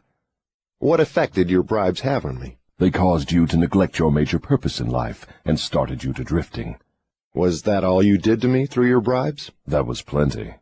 But I am back on the track and out of your reach now, am I not? Yes, you are temporarily out of my reach because you are not drifting. What broke your spell over me and released me from the habit of drifting? My answer may humiliate you. Do you want to hear it? Go ahead and give it to me, Your Majesty. I wish to learn how much truth I can stand. When you found a great love in the woman of your choice, I lost my grip on you. So you are going to accuse me of hiding behind a woman's skirts, are you? No, not hiding. I wouldn't put it that way. I would say you have learned how to give yourself a solid background with the embellishment of a woman's mind. The woman's skirt has nothing to do with it, then? No, but her brain does. When you and your wife began to combine your two brains through your habit of master-minding every day, you stumbled upon the secret power with which you forced me into this confession. Is that the truth, or are you trying to flatter me again? I could flatter you if I had you alone, but I cannot flatter you while you have the use of your wife's mind. I'm beginning to catch on to something important. I'm beginning to understand what was meant by the writer of that passage in the Bible, which says substantially, "When two or more meet together and ask for anything in my name, it shall be granted." It is true, then, that two minds are better than one. It is not only true, it is necessary before anyone can continuously contact the great storehouse of infinite intelligence, wherein is stored all that is, all that ever was, and all that can ever be. Is there such a storehouse? If there had not been, you would not, could not, now be humiliating me with this silly forced confession. Isn't it dangerous to give this sort of information to the world? Sure, it is dangerous to me. If I were you, I would not give it out. Let us get back now to the technique through which you fasten on your victims the habit of drifting. What is the very first step a drifter must take to break the habit? A burning desire to break it. You, of course, know that no one can be hypnotized by another person without his willingness to be hypnotized. Neither can nature place one under the spell of hypnotic rhythm without his willingness to be hypnotized. The willingness may assume the form of indifference toward life generally, lack of ambition, fear, lack of definiteness of purpose, and many other forms. Nature does not need one's consent in order to place him under the spell of hypnotic rhythm. It needs only to find him off guard, through any form of neglect to use his own mind. Remember this. Whatever you have, you use it or you lose it. All successful attempts to break the habit of drifting must be done before nature makes the habit permanent through hypnotic rhythm. As I understand you, hypnotic rhythm is a natural law through which nature fixes the vibration of all environments. Is that true? Yes. Nature uses hypnotic rhythm to make one's dominating thoughts and one's thought habits permanent. That is why poverty is a disease. Nature makes it so by fixing permanently the thought habits of all who accept poverty as an unavoidable circumstance. Through this same law of hypnotic rhythm, nature will also fix permanently positive thoughts of opulence and prosperity. Perhaps you will better understand the working principle of hypnotic rhythm if I tell you its nature is to fix permanently all habits, whether they are mental or physical. If your mind fears poverty, your mind will attract poverty. If your mind demands opulence and expects it, your mind will attract the physical and financial equivalents of opulence. This is in accordance with an immutable law of nature. Did the writer of that sentence in the Bible, "Whatsoever a man soweth, that shall he also reap," have in mind this law of nature? He could have nothing else in mind. The statement is true. You can see evidence of its truth in all human relationships. And that is why the man who forms the habit of drifting through life must accept whatever life hands him. Is that correct? That is absolutely correct. Life pays the drifter its own price on its own terms. The non-drifter makes life pay on his own terms. Doesn't the question of morals enter into what one gets from life? To be sure, but only for the reason that one's morals have an influence on one's thoughts. No one can collect what he wants from life merely by being good, if that is what you want to know. No, I guess not. I see what you mean. We are all where we are and what we are because of our own deeds. No, not exactly. You are where you are and what you are because of your thoughts and your deeds. Then there is no such reality as luck, is there? Emphatically no. Circumstances which people do not understand are classified under the heading of luck. Back of every reality is a cause. Often the cause is so far removed from the effect that the circumstance can be explained only by attributing it to the operation of luck. Nature knows no such law as luck. It is a man-made hypothesis with which he explains away things he does not understand. The terms luck and miracle are twin sisters. Neither of them has any real existence except in the imaginations of people. Both are used to explain that which people do not understand. Remember this. Everything having a real existence is capable of proof. Keep this one truth in mind, and you will become a sounder thinker. Which is more important, one's thoughts or one's deeds? All deeds follow thoughts. There can be no deeds without their having first been patterned in thought. Moreover, all thoughts have a tendency to clothe themselves in their physical counterpart. One's dominating thoughts, that is, the thoughts one mixes with the emotions, desire, hope, faith, fear, hate, greed, enthusiasm, not only have a tendency to clothe themselves in their physical equivalent, but they are bound to do so. That reminds me to ask you to tell me more about yourself. Where, in addition to the minds of people, do you dwell and operate? I operate wherever there is something I can control and appropriate. I have already told you I am the negative portion of the electron of matter. I am the explosion in lightning. I am the pain in disease and physical suffering. I am the unseen general in warfare. I am the unknown commissioner of poverty and famine. I am the executioner extraordinary at death. I am the inspirer of lust after the flesh. I am the creator of jealousy and envy and greed. I am the instigator of fear. I am the genius who converts the achievements of men of science into instruments of death. I am the destroyer of harmony in all manner of human relationships. I am the antithesis of justice. I am the driving force in all immorality. I am the stalemate of all good. I am anxiety, suspense, superstition, and insanity. I am the destroyer of hope and faith. I am the inspirer of destructive gossip and scandal. I am the discourager of free and independent thought. In brief, I am the creator of all forms of human misery, the instigator of discouragement and disappointment. And you do not call that cold and cruel? I call that definite and dependable. The world depression broke up the habits of men everywhere and redistributed the sources of opportunity in all walks of life on an unprecedented scale. The drifter's pet alibi, with which he tries to explain away his undesirable position, is his cry that the world has run dry of opportunities. Non-drifters do not wait for opportunity to be placed in their way. They create opportunity to fit their desires and demands of life. Are non-drifters smart enough to avoid the influence of hypnotic rhythm? No one is smart enough to dodge the influence of hypnotic rhythm. One could just as easily avoid the influence of the law of gravity. The law of hypnotic rhythm fixes permanently the dominating thoughts of men, whether they be drifters or non-drifters. There is no reason why a non-drifter would want to avoid the influence of hypnotic rhythm, because that law is favorable to him. It helps him convert his dominating aims, plans, and purposes into their physical replicas.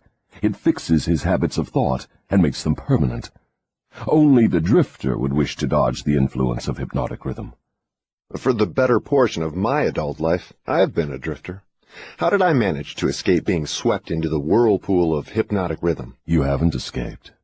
The major portion of your dominating thoughts and desires since you reached adulthood has been a well-defined, definite desire to understand all the potentialities of the mind. You may have drifted on thoughts of lesser importance, but you did not drift in connection with this desire. Because you did not drift, you are now recording a document which gives you exactly what your dominating thoughts demanded of life. Why doesn't your opposition use hypnotic rhythm to make permanent one's higher thoughts and nobler deeds? Why does your opposition permit you to use this stupendous force as a means of entangling people in a web of evil, spun by their own thoughts and deeds? Why does your opposition not outwit you by binding people with thoughts which build and lift them above your influence? The law of hypnotic rhythm is available to all who will use it. I make use of it more effectively than does my opposition, because I offer people more attractive bribes to think my sort of thoughts and indulge in my sort of deeds.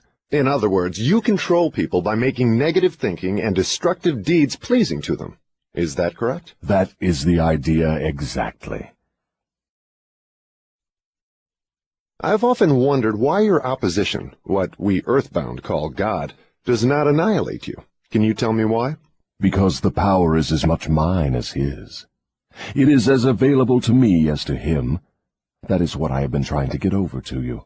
The highest power in the universe can be used for constructive purposes, through what you call God, or it can be used for negative purposes, through what you call the devil. And something more important still, it can be used by any human being just as effectively as by God or the devil. You make a far-reaching claim. Can you prove your claim? Yes, but it would be better if you proved it for yourself. The devil's word is not worth much among your earthbound sinners. Neither is God's word. You fear the devil and refuse to trust your God. Therefore, you have but one source available through which you may appropriate the benefits of universal power, and that is by trusting and using your own power of thought. This is the direct road to the universal storehouse of infinite intelligence. There is no other road available to any human being. Why have we earthbound not found the road to infinite intelligence sooner? Because I have intercepted you and led you off the path by planting in your minds thoughts which destroy your power to use your minds constructively. I have made it attractive to you to use the power of infinite intelligence to attain negative ends, through greed, avarice, lust, envy, and hatred. Remember, your mind attracts that which your mind dwells upon. To divert you away from my opposition, I had only to feed you on thoughts helpful to my cause. If I understand what you are saying, you are admitting that no human being need fear the devil or worry about how to flatter God. That is it precisely. This admission may put a crimp in my style, but I have the satisfaction of knowing it may also slow down my opposition by sending people direct to the source of all power. In other words, if you cannot control people through negative bribes or fear, then you wish to kick over the entire apple cart and show people how to go around God. Are you by any chance in politics, too? Your technique seems frightfully familiar. Am I in politics? If I am not in politics, who do you believe starts depressions and forces people into wars? Surely you would not lay this at the door of my opposition. As I have already told you, I have allies in all walks of life to help me in connection with all human relationships. Why don't you take over the churches and use them outright in your cause? Do you think I am a fool? Who would keep alive the fear of the devil if I subdued the churches? Who would serve as a decoy to attract the attention of people while I manipulate their minds if I did not have some agency through which to sow the seeds of fear and doubt? The cleverest thing I do is to use the allies of my opposition to keep the fear of hell burning in the minds of people. As long as people fear something, no matter what, I will keep a grip on them. I am beginning to see your scheme. You use the churches to plant the seed of fear and uncertainty and indefiniteness in the minds of people. These negative states of mind cause people to form the habit of drifting. This habit crystallizes into permanency through the law of hypnotic rhythm. Then the victim is helpless to help himself. Is that right? Hypnotic rhythm, then, is something to be watched and respected. A better way of stating the truth is that hypnotic rhythm is something to be studied, understood, and voluntarily applied to attain definite desired ends. If the force of hypnotic rhythm is not voluntarily applied to attain definite ends, may it be a great danger? Yes, and for the reason that it operates automatically.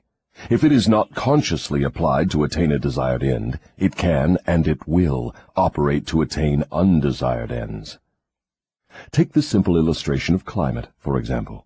Anyone can see and understand that nature forces every living thing and every element of matter to adjust itself to her climates. In the tropics, she creates trees which bear fruit and reproduce themselves.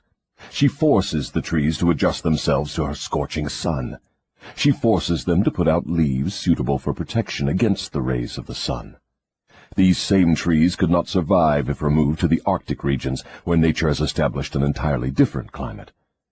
In the colder climate, she creates trees which are adjusted to survive and to reproduce themselves, but they could not survive if transplanted in the tropical regions. In the same manner, nature clothes her animals, giving to those in each different climate a covering suited to their comfort and survival in that climate. In a similar manner, nature forces upon the minds of men the influences of their environment, which are stronger than the individual's own thoughts. Children are forced to take on the nature of all influences of those around them, unless their own thoughts are stronger than the influences. Nature sets up a definite rhythm for every environment, and everything within the range of that rhythm is forced to conform to it. Man alone has the power to establish his own rhythm of thought, providing he exercises this privilege before hypnotic rhythm has forced upon him the influences of his environment. Every home, every place of business, every town and village, and every street and community center has its own definite, discernible rhythm.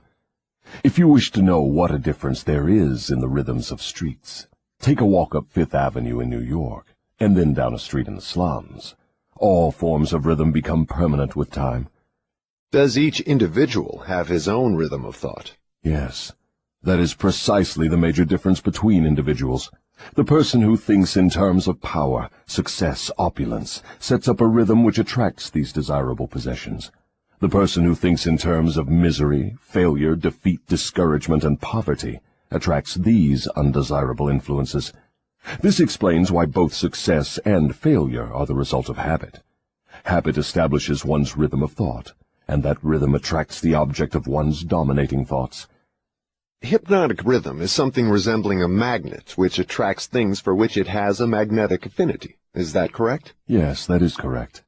That is why the poverty-stricken herd themselves into the same communities. It explains that old saying, misery loves company. It also explains why people who begin to succeed in any undertaking find that success multiplies with less effort as time goes on. All successful people use hypnotic rhythm, either consciously or unconsciously, by expecting and demanding success. The demand becomes a habit, hypnotic rhythm takes over the habit, and the law of harmonious attraction translates it into its physical equivalent. In other words, if I know what I want from life, demand it, and back my demand by a willingness to pay life's price for what I want, and refuse to accept any substitutes, the law of hypnotic rhythm takes over my desire and helps, by natural and logical means, to transmute it into its physical counterpart. Is that true? That describes the way the law works. Science has established irrefutable evidence that people are what they are because of heredity and environment. They bring over with them at birth a combination of all the physical qualities of all their numberless ancestors. After they arrive here, they reach the age of self-consciousness, and from there on, they shape their own personalities and more or less fix their own earthly destinations as the result of the environmental influences to which they are subjected, especially the influences which control them during early childhood. These two facts have been so well established, there's no room for any intelligent person to question them. How can hypnotic rhythm change the nature of a physical body, which is a combination of thousands of ancestors who have lived and died before one is born? How can hypnotic rhythm change the influence of one's environment? People who are born in poverty and ignorance have a strong tendency to remain poverty-stricken and ignorant all through life. What, if anything, can hypnotic rhythm do about this? Hypnotic rhythm cannot change the nature of the physical body one inherits at birth, but it can and it does modify change, control and make permanent one's environmental influences. If I understand what you mean, a human being is forced by nature to take on and become a part of the environment he chooses, or the environment that may be forced upon him? That is correct. But there are ways and means by which an individual may resist the influences of an environment he does not wish to accept, and also a method of procedure by which one may reverse the application of hypnotic rhythm from negative to positive ends. Do you mean that there is a definite method by which hypnotic rhythm can be made to serve instead of destroy one? I mean just that. Tell me how this astounding end may be attained. For my description to be of any practical value, it will be necessarily lengthy, because it will have to cover 7 principles of psychology which must be understood and applied by all who use hypnotic rhythm to aid them in forcing life to yield that which they want. Then break your description into 7 parts, each giving a detailed analysis of one of the 7 principles with simple instructions for its practical application.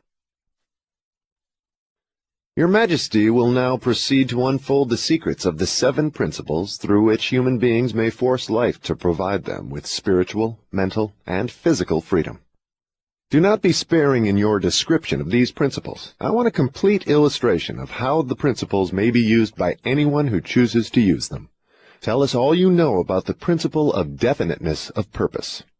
If you go through with this mad idea of publishing my confession, you will open the gates of hell and turn loose all the precious souls I have collected back down through the ages. You will deprive me of souls yet unborn. You will release from my bondage millions now living. Stop, I beg of you. Open up. Let's hear what you have to say about the principle of definiteness of purpose. You are pouring water on the fires of hell, but the responsibility is yours, not mine. I may as well tell you that any human being who can be definite in his aims and plans can make life hand over whatever is wanted. That is a broad claim, Your Majesty. Do you wish to tone it down a bit? Tone it down? No, I wish to tone it up. When you hear what I now have to say, you will understand why the principle of definiteness is so important. My opposition uses a clever little trick to cheat me of my control over people. The opposition knows that definiteness of purpose closes the door of one's mind so tightly against me that I cannot break through unless I can induce one to form the habit of drifting. Why doesn't your opposition give your secret to all people by telling them to avoid you through definiteness of purpose? You have already admitted that 2 out of every 100 people belong to your opposition. Because I am more clever than my opposition. I draw people away from definiteness with my promises. You see, I control more people than my opposition because I am a better salesman and a better showman. I attract people by feeding them liberally of the thought habits in which they like to indulge. Is definiteness of purpose something with which one must be born, or may it be acquired? Everyone, as I have told you before, is born with the privilege of being definite, but 98 out of every 100 people lose this privilege by sleeping on it.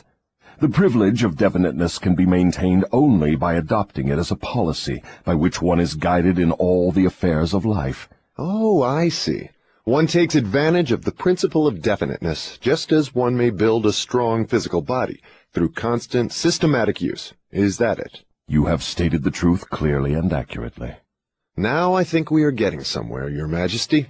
We have at long last found the starting point from which all who become self-determining in life must take off. We have discovered from your astounding confession that your greatest asset is man's lack of caution, which enables you to lead him into the jungle of indefiniteness through simple bribes. We have learned, beyond the question of doubt, that anyone who adopts definiteness of purpose as a policy and uses it in all of his daily experiences cannot be induced to form the habit of drifting. Without the aid of the drifting habit, you are powerless to attract people through promises. Is this correct? I couldn't have stated the truth more clearly myself. Go ahead now and describe how people neglect their privilege of being free and self-determining through indefiniteness and drifting. I have already made brief reference to this principle, but I will now go into more minute details as to how the principle works. I shall have to begin at the time of birth. When a child is born, it brings with it nothing but a physical body representing the evolutionary results of millions of years of ancestry. Its mind is a total blank. When the child reaches the age of consciousness and begins to recognize the objects of its surroundings, it begins also to imitate others. Imitation becomes a fixed habit. Naturally, the child imitates, first of all, its parents. Then it begins to imitate its other relatives and daily associates, including its religious instructors and school teachers. The imitation extends not merely to physical expression, but also to thought expression.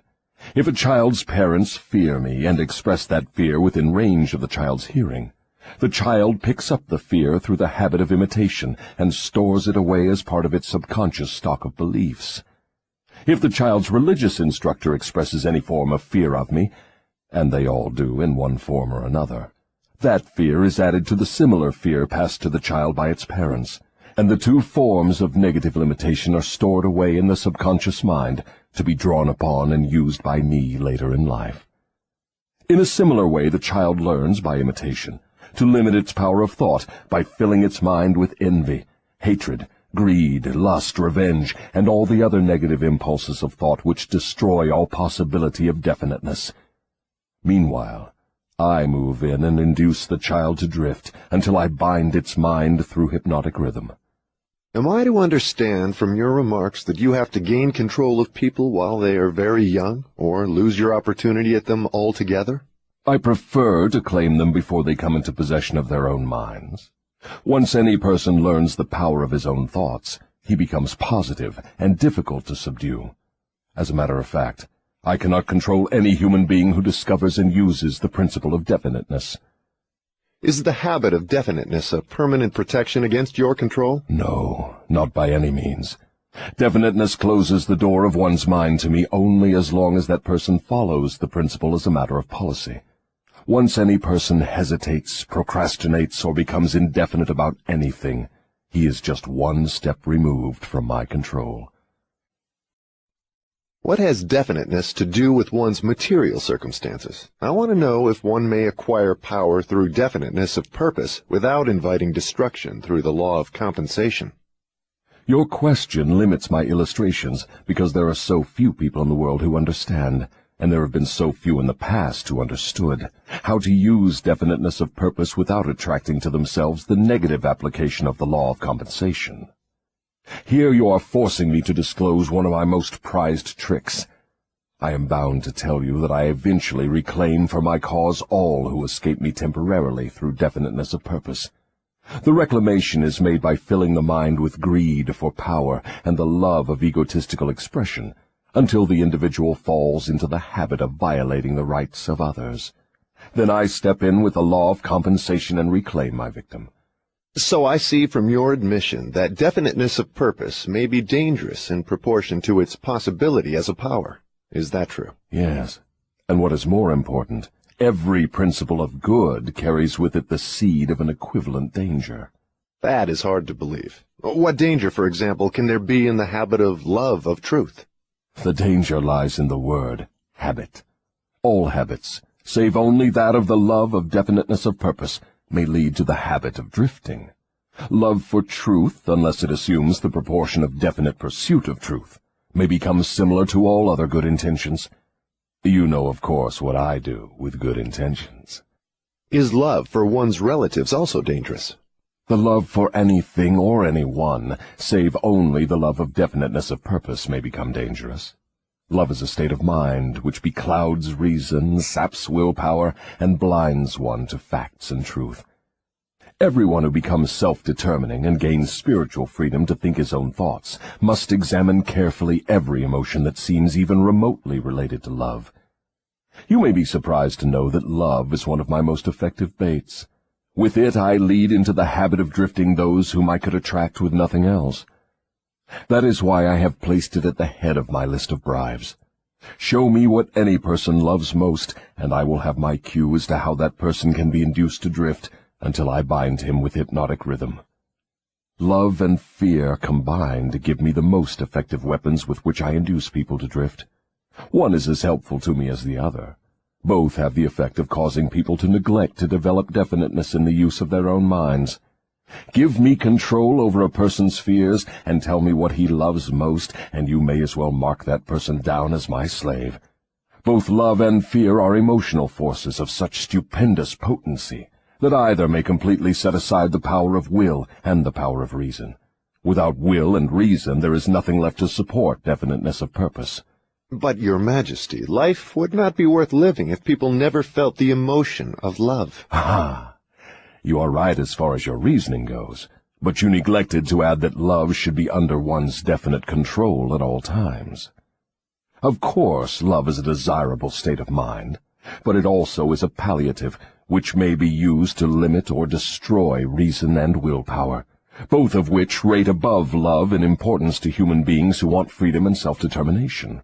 I understand from what you say that people who gain power must harden their emotions, master fear, and subdue love. Is that correct?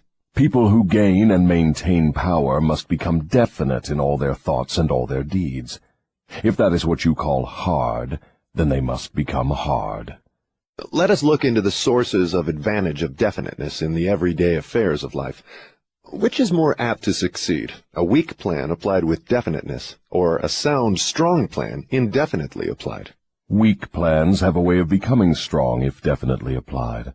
You mean that any plan definitely put into continuous action in pursuit of a definite purpose may be successful, even if it is not the best plan? Yes, I mean just that. Definiteness of purpose plus definiteness of plan by which the purpose is to be achieved generally succeeds, no matter how weak the plan may be. The major difference between a sound and an unsound plan is that the sound plan, if definitely applied, may be carried out more quickly than an unsound plan. In other words, if one cannot be always right, one can and should be always definite. Is that what you were trying to get across to me?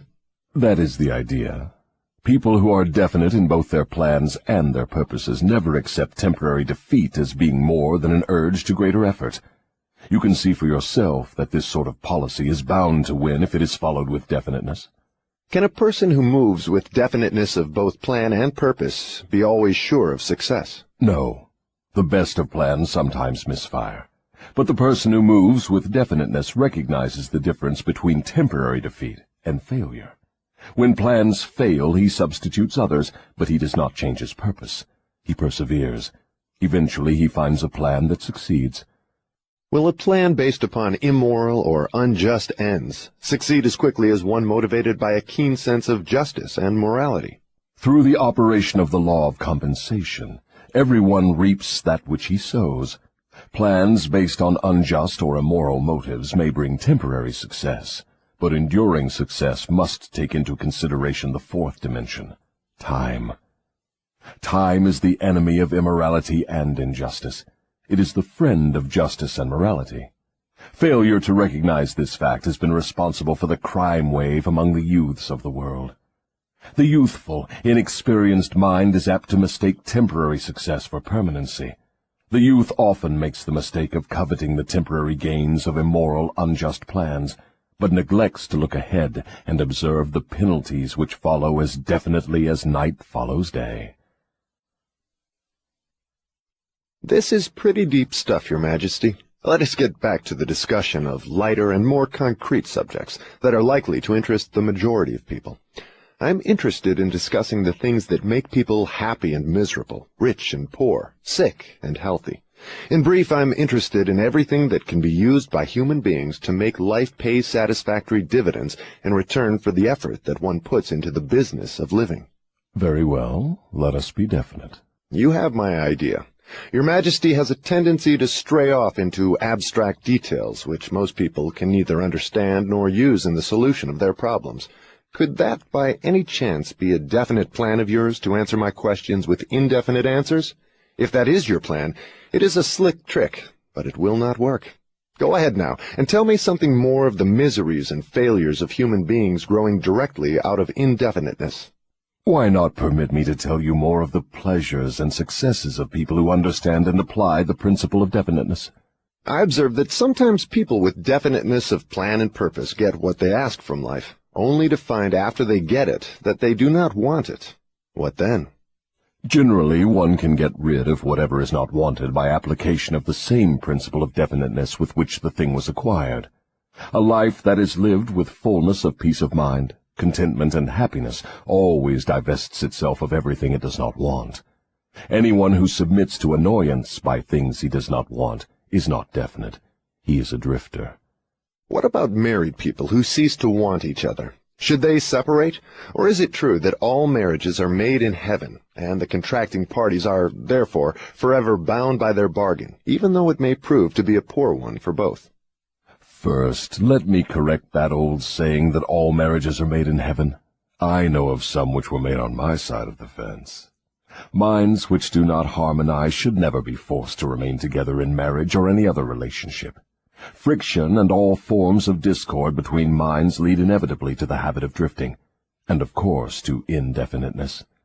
Aren't people sometimes bound to others by a relationship of duty, which renders it impractical for them to take from life what they want most? Duty is one of the most abused and misunderstood words in existence. The first duty of every human being is to himself. Every person owes himself the duty of finding how to live a full and happy life. Beyond this, if one has time and energy, not needed in the fulfillment of his own desires, one may assume responsibility for helping others. Isn't that a selfish attitude? And isn't selfishness one of the causes of failure to find happiness? I stand by my statement that there is no higher duty than that which one owes himself.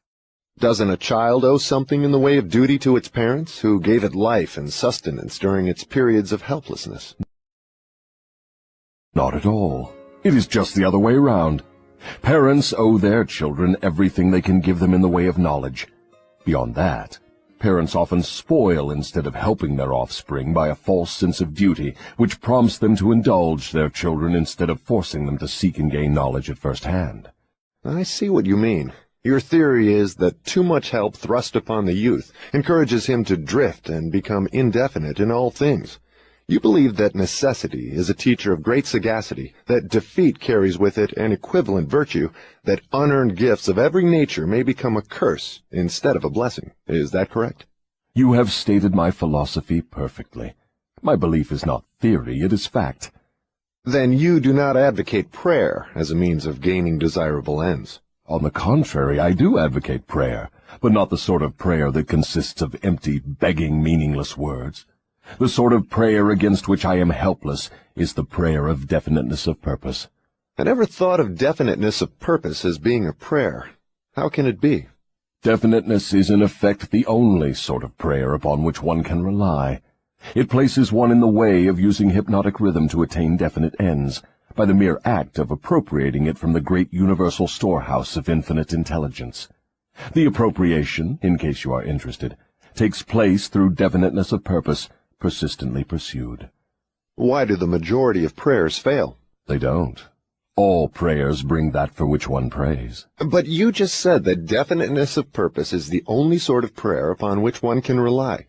Now you say that all prayers bring results. What do you mean? There is nothing inconsistent about it. The majority of people who pray go to prayer only after everything else fails them. Naturally, they go with their minds filled with fear that the prayers will not be answered. Well, their fears are realized. The person who goes to prayer with definiteness of purpose and faith in the attainment of that purpose puts into motion the laws of nature, which transmute one's dominating desires into their physical equivalent. That is all there is to prayer.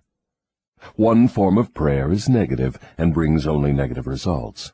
One form is positive and brings definite positive results. Could anything be more simple? People who whine and beg God to assume responsibility for all their troubles and provide them with all the necessities and luxuries of life are too lazy to create what they want and translate it into existence through the power of their own minds. When you hear a person praying for something that he should procure through his own efforts, you may be sure you are listening to a drifter. Infinite intelligence favors only those who understand and adapt themselves to her laws. She makes no discrimination because of fine character or pleasing personality. These things help people negotiate their way through life more harmoniously with one another. But the source from which prayer is answered is not impressed by fine feathers. Nature's law is, know what you want, adapt yourself to my laws, and you shall have it. Does that harmonize with the teachings of Christ? Perfectly. Also, it harmonizes with the teachings of all truly great philosophers. Is your theory of definiteness in harmony with the philosophy of man of science? Definiteness is the major difference between a scientist and a drifter. Through the principle of definiteness of purpose and plan, the scientist forces nature to hand over her most profound secrets. It was through this principle that Edison uncovered the secret of the talking machine, the incandescent electric light, and scores of other benefits for mankind. Then I understand that definiteness is the first requisite for success in all earthly undertakings. Is that right? Exactly. Anything which teaches people to examine facts and coordinate them into definite plans through accurate thinking is hard on my profession. If this thirst for definite knowledge now spreading over the world keeps up, my business will be shot to pieces within the next few centuries. I thrive on ignorance, superstition, intolerance, and fear. But I cannot stand up under definite knowledge properly organized into definite plans in the minds of people who think for themselves. Why don't you take over omnipotence and manage the whole works in your own way? You might as well ask why the negative portion of the electron doesn't take over the positive portion and run the entire works. The answer is that both the positive and the negative charges of energy are necessary to the existence of the electron. One is balanced equally against the other, stalemated as it were. So it is with what you call omnipotence and I. We represent the positive and the negative forces of the entire system of universes, and we are equally balanced one against the other. If this power of balance were shifted the slightest degree, the whole system of universes would become quickly reduced to a mass of inert matter. Now you know why I cannot take over the whole show and run it my way. If what you say is true, you have exactly the same power as omnipotence. Is that true? That is correct. My opposition, you call it omnipotence, expresses itself through the forces which you call good, the positive forces of nature. I express myself through the forces you call bad, the negative forces. Both good and bad are coincidental with existence. One is as important as the other. Then the doctrine of predestination is sound. People are born to success or failure, misery or happiness, to be good or bad, and they have nothing to do with this, nor can they modify their natures. Is that your claim? Emphatically not. Every human being has a wide range of choice in both his thoughts and his deeds. Every human being can use his brain for the reception and the expression of positive thoughts, or he can use it for the expression of negative thoughts. His choice in this important matter shapes his entire life. From what you have said, I gather the idea that human beings have more freedom of expression than either you or your opposition. Is that correct? That is true. Omnipotence and I are bound by immutable laws of nature. We cannot express ourselves in any manner not conforming to these laws. Then it is true that man has rights and privileges not available to either omnipotence or the devil. Is that the truth? Yes, that is true. But you might well have added that man is not yet fully awakened to the realization of this potential power. Man still regards himself as something resembling the worms in the dust. when in reality he has more power than all other living things combined. Definiteness of purpose seems to be a panacea for all evils of man. Not that, perhaps, but you may be sure no one ever will become self-determining without it. Why aren't children taught definiteness of purpose in the public schools? For the reason that there is no definite plan or purpose behind any of the school curricula. Children are sent to school to make credits and to learn how to memorize, not to learn what they want of life. What good is a school credit if one cannot convert it into the material and spiritual needs of life? I am only a devil, not an unwinder of riddles. I deduce from all you say that neither the schools nor the churches prepare the youths of the world with a practical working knowledge of their own minds. Is anything of more importance to a human being than an understanding of the forces and circumstances which influence his own mind? The only thing of enduring value to any human being is a working knowledge of his own mind. The churches do not permit a person to inquire into the possibilities of his own mind, and the schools do not recognize that such a thing as a mind exists. Aren't you a little hard on the schools and the churches? No, I am merely describing them as they are, without bias or prejudice. Aren't the schools and the churches your bitter enemies? Their leaders may think they are, but I am impressed only by facts. The truth is this, if you must know it. The churches are my most helpful allies, and the schools run the churches a close second. On what specific or general grounds do you make this claim? On the grounds that both the churches and the schools help me to convert people to the habit of drifting. Do you realize that your charge is substantially a sweeping indictment of the two institutions of major importance which have been responsible for civilization in its present form? Do I realize it? Man alive, I gloat over it. If the schools and churches had taught people how to think for themselves, where would I be now? This confession of yours will disillusion millions of people whose only hope for salvation is in their churches. Isn't that a cruel thing to do to them? Wouldn't most people be better off living in the bliss of ignorance than to know the truth about you? What do you mean by the term salvation? From what are people being saved? The only form of enduring salvation that is worth a green fig to any human being is that which comes from recognition of the power of his own mind. Ignorance and fear are the only enemies from which men need salvation. You seem to hold nothing sacred. You are wrong. I hold sacred the one thing which is my master, the one thing I fear. What is that? The power of independent thought backed by definiteness of purpose. Then you do not have many people to fear. Only 2 out of every 100, to be exact. I control all others. Let's give the churches a rest and get back to the public schools. Your confession has shown clearly that you thrive and perpetuate yourself from one generation to another by the clever trick of taking over the minds of children before they have the chance to learn how to use their minds. I wish to know what is wrong with a public school system that permits the devil to control so many people. I wish to know also what can be done to the established system of teaching that will ensure all children the opportunity to learn, first, that they have minds, and second, how to use those minds to bring spiritual and economic freedom. I am putting the question to you definitely enough, and since you have stressed the importance of definiteness of purpose, I am here and now putting you on notice that your answer to my question must be definite. Wait a moment while I catch my breath. You have given me quite an order. It seems strange that you would come to the devil to learn how to live. I should think you would go to my opposition. Why don't you? Your Majesty, it is you who are on trial here, not I. I want the truth, and I am not particular as to the source from which I get it. There is something radically wrong with the system of education that has given us a balance sheet with life that shows us hopelessly in the red and groping for the road to self-determination as if we were so many animals lost in the jungle. I want to know 2 things about this system. First, what is the major weakness of the system? Second, how can this weakness be eliminated?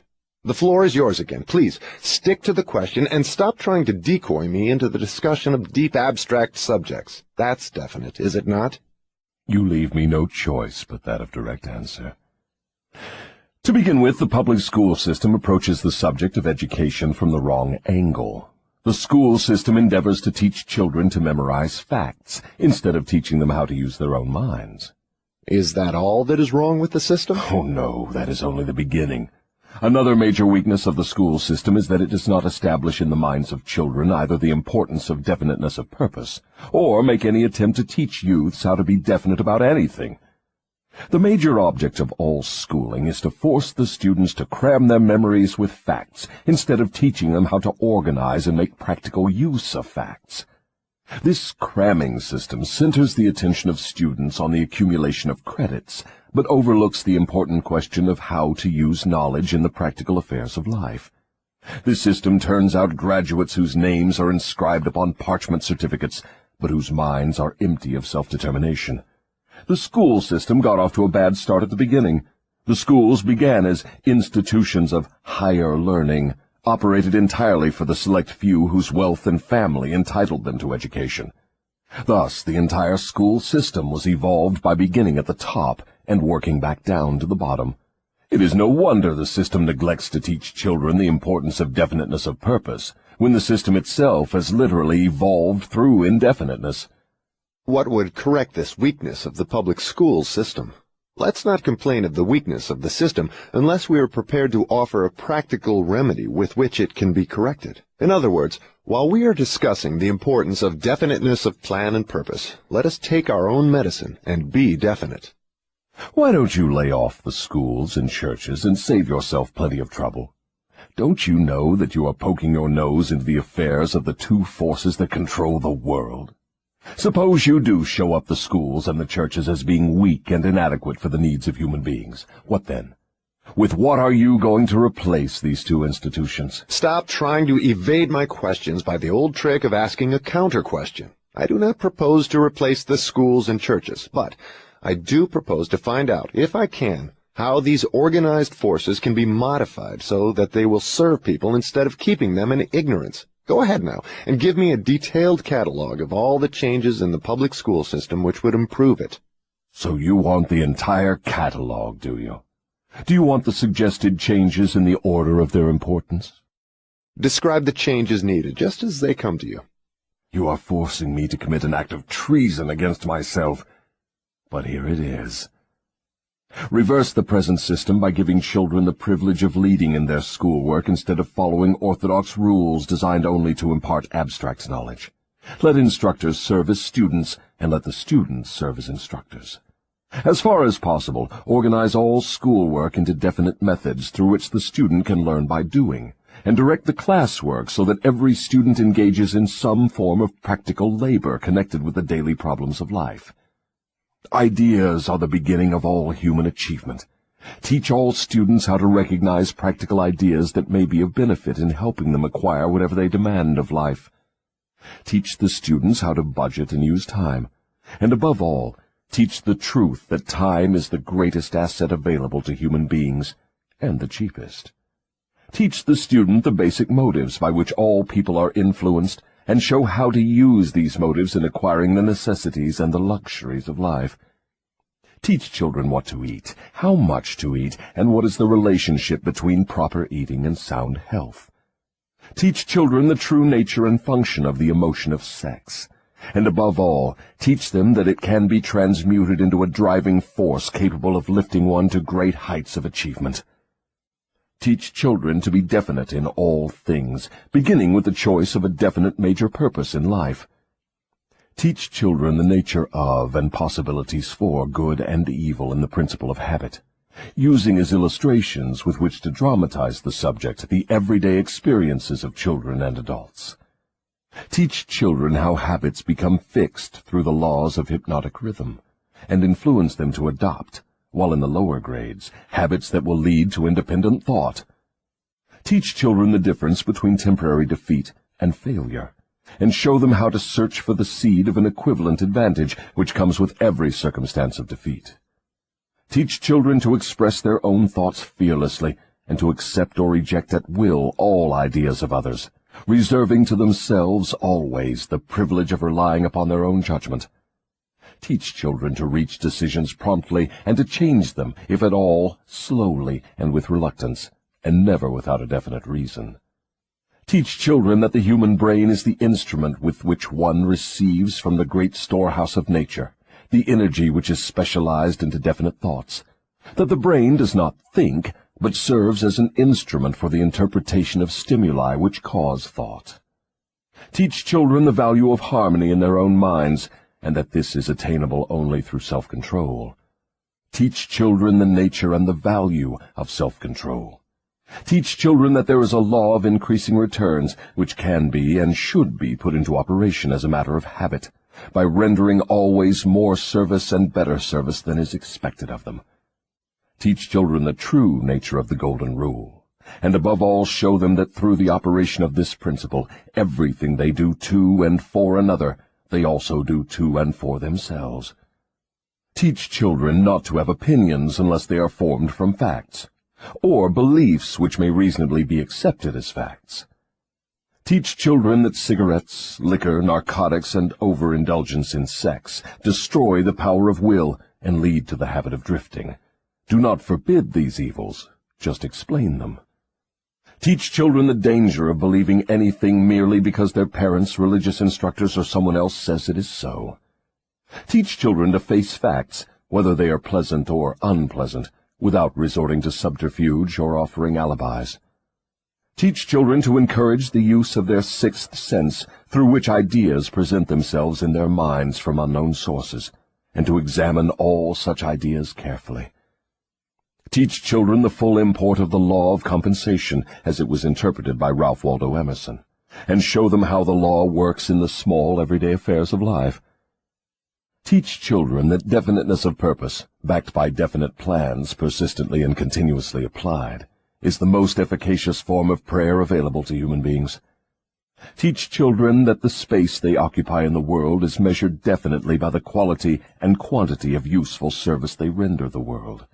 Teach children there is no problem which does not have an appropriate solution, and that the solution often may be found in the circumstance creating the problem.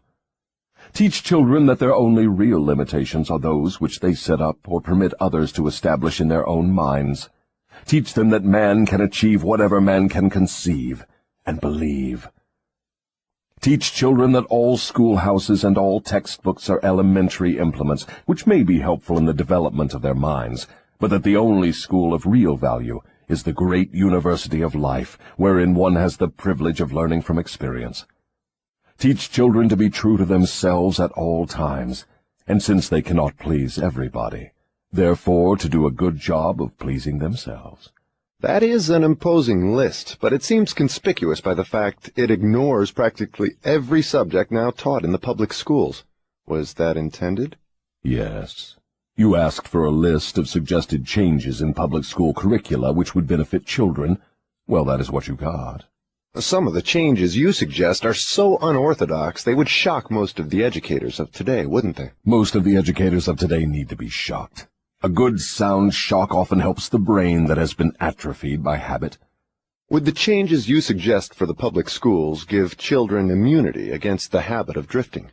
Yes, that is one of the results the changes would bring, but there are others, too. How could the suggested changes be forced into the public school system? You know, of course, it is as difficult to get a new idea into an educator's brain as it is to interest a religious leader in modifying religion so it will help people to get more from life. The quickest and surest way to force practical ideas into the public schools is to first introduce the ideas through private schools and establish such a demand for their use that public school officials will be compelled to employ them. Should any other changes be made in the public school system? Yes, many. Among other changes needed in all public school programs is the addition of a complete course of training in the psychology of harmonious negotiation between people. All children should be taught how to sell their way through life with the minimum amount of friction. Every public school should teach the principles of individual achievement through which one may attain to a position of financial independence. Classes should be abolished altogether. They should be replaced by the round table or conference system, such as businessmen employ. All students should receive individual instruction and guidance in connection with subjects which cannot be properly taught in groups. Every school should have an auxiliary group of instructors consisting of business and professional people, scientists, artists, engineers, and newspapermen, each of whom would impart to all the students a practical working knowledge of his own profession, business, or occupation. This instruction should be conducted through the conference system, to save the time of the instructors. What you have suggested is, in effect, an auxiliary system of instruction that would give all school children a working knowledge of the practical affairs of life, direct from the original source. Is that the idea? You've stated it correctly. Let us dismiss the public school system and go back to the churches for a moment. All my life, I have heard clergymen preaching against sin and warning sinners to beware and repent so they could be saved, but I've never heard any of them tell me what sin is. Will you give me some light on this subject? Sin is anything one does or thinks which causes one to be unhappy. Human beings who are in sound physical and spiritual health should be at peace with themselves and always happy. Any form of mental or physical misery indicates the presence of sin. Name some of the common forms of sin. It is a sin to overeat, because that leads to ill health and misery. It is a sin to overindulge in sex, because that breaks down one's willpower and leads to the habit of drifting. It is a sin to permit one's mind to be dominated by negative thoughts of envy, greed, fear, hatred, intolerance, vanity, self-pity, or discouragement, because these states of mind lead to the habit of drifting. It is a sin to cheat, lie, and steal, because these habits destroy self-respect, subdue one's conscience, and lead to unhappiness. It is a sin to remain in ignorance, because that leads to poverty and loss of self-reliance. It is a sin to accept from life anything one does not want, because that indicates an unpardonable neglect to use the mind. Is it a sin for one to drift through life without definite aim, plan, or purpose? Yes, because this habit leads to poverty and destroys the privilege of self-determination. It also deprives one of the privilege of using his own mind as a medium of contact with infinite intelligence. Are you the chief inspirer of sin? Yes. It is my business to gain control of the minds of people in every way possible. Can you control the mind of a person who commits no sin? I cannot, because that person never permits his mind to be dominated by any form of negative thought. I cannot enter the mind of one who never sins, let alone control it. What is the commonest and most destructive of all sins? Fear and ignorance. Have you nothing else to add to the list? There is nothing else to be added. What is faith? It is a state of mind wherein one recognizes and uses the power of positive thought as a medium by which one contacts and draws upon the universal store of infinite intelligence at will. In other words, faith is the absence of all forms of negative thought. Is that the idea? Yes, that is another way of describing it. Has a drifter the capacity to use faith? He may have the capacity, but he does not use it. Everyone has the potential power to clear his mind of all negative thoughts, and thereby avail himself of the power of faith. Stating the matter in another way, faith is definiteness of purpose backed by belief in the attainment of the object of that purpose. Is that correct? That's the idea exactly. What preparation must one undergo before being able to move with definiteness of purpose at all times? One must gain mastery over self. This is the second of the 7 principles. The person who is not master of himself can never be master of others. Lack of self-mastery is, of itself, the most destructive form of indefiniteness. Where should one begin when making a start at control over self? By mastering the 3 appetites responsible for most of one's lack of self-discipline. The 3 appetites are 1. The desire for food, 2. The desire for expression of sex, 3. The desire to express loosely organized opinions. Does man have other appetites which need control? Yes, many of them. But these 3 are the ones which should be conquered first. When a man becomes master of these 3 appetites, he has developed enough self-discipline to conquer easily those of lesser importance. But these are natural appetites. They must be indulged if one is to be healthy and happy. To be sure, they are natural appetites, but they are also dangerous, because people who have not mastered themselves overfeed the appetites. Self-mastery contemplates sufficient control over the appetites to enable one to feed them what they need and withhold food not needed. Your viewpoint is both interesting and educational. Describe the details through which I may understand how and under what circumstances people overfeed the appetites. Take the desire for physical food, for example. The majority of people are so weak in self-discipline they fill their stomachs with combinations of rich food which please the taste but overwork the organs of digestion and elimination. They pour into their stomachs both quantity and combinations of food, which the body chemist can dispose of only by converting the food into deadly toxic poisons. These poisons clog and stagnate the body's sewer system until it slows down in its work of elimination of waste matter. After a while, the sewer system stops working altogether, and the victim has what he calls constipation. By that time, he is ready for the hospital. Auto-intoxication, or body sewer poisoning, takes the machinery of the brain and rolls it into something resembling a wad of putty. The victim then becomes sluggish in his physical movements and mentally irritable and fussy. If he could only take one good look at and one bad smell of his sewer system, he would be ashamed to look himself in the face. City sewers are not the pleasantest of places when they become overloaded or clogged, but they are clean and sweet compared with the intestinal sewer when it has been overloaded or clogged. This is not a pretty story to be associated with the pleasant and necessary act of eating, but that is where it belongs, because overeating and wrong food combinations are the evils which cause auto-intoxication. People who eat wisely and keep their body sewers clean handicap me, because a clean body sewer generally means a sound body and a brain that functions properly. Imagine, if your imagination can be stretched that far, how any human being could move with definiteness of purpose with his body sewer filled with enough poison to kill 100 people if it were injected into their bloodstream directly. And all this trouble is the result of lack of control over the physical appetite for food. Well, if you wish to be absolutely correct, you should say that improper eating is responsible for the majority of the ills of the body, and practically all headaches. If you want proof of this, select 100 people suffering with headaches and give each of them a thorough washing out of their body sewer systems with a high enema, and observe that no fewer than 95 of the headaches will disappear within a few minutes after the sewers have been cleaned. From all you say about the intestinal tract, I gather the impression that mastery over the physical appetite for food means also mastery over the habit of neglecting to keep the intestines clean. Yes, that is true. It is just as important to eliminate the waste matter of the body and the unused portions of food as it is to take the right amount and the correct combinations of food.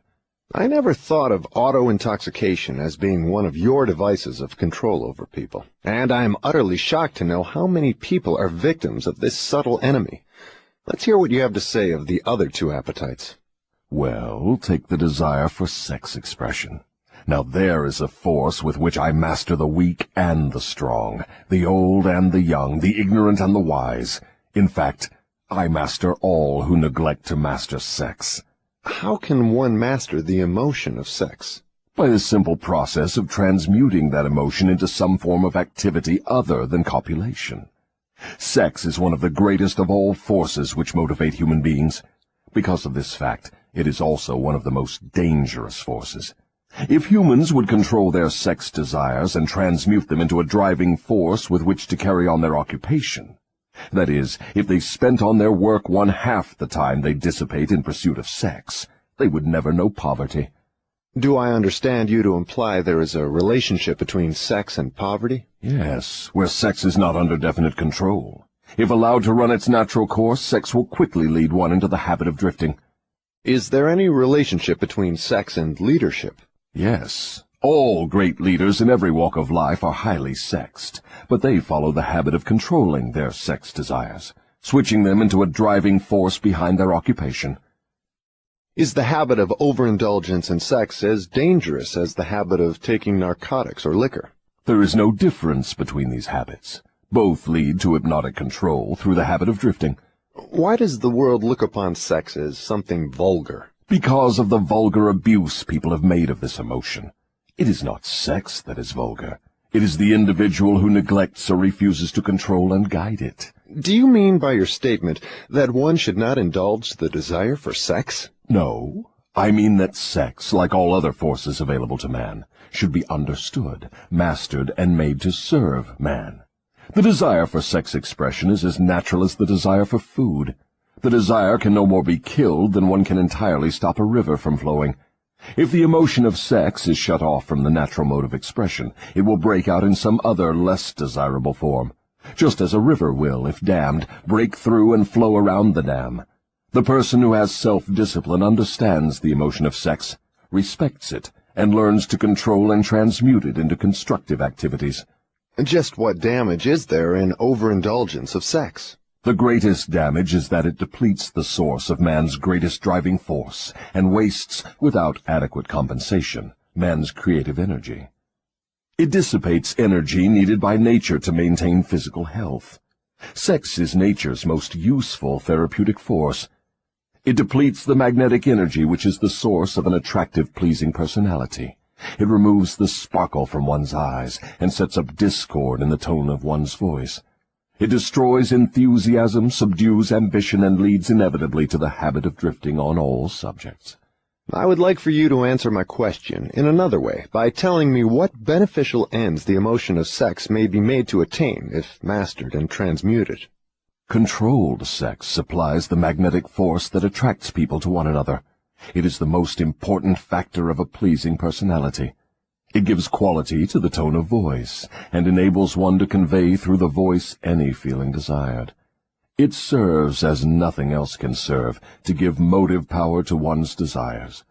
It keeps the nervous system charged with the energy needed to carry on the work of maintaining the body. It sharpens the imagination and enables one to create useful ideas. It gives quickness and definiteness to one's physical and mental movements. It gives one persistence and perseverance in the pursuit of one's major purpose in life. It is a great antidote for all fear.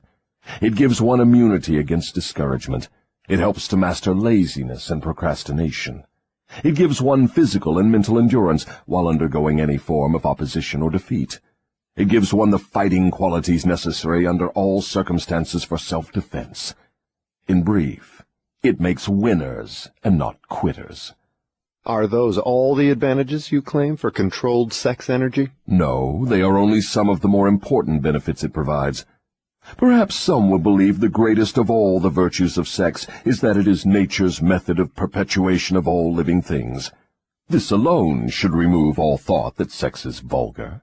I gather from what you say that the emotion of sex is a virtue, not a fault. It is a virtue when controlled and directed to the attainment of desirable ends. It is a fault when neglected and permitted to lead to acts of lust. Why aren't these truths taught to children by their parents in the public schools?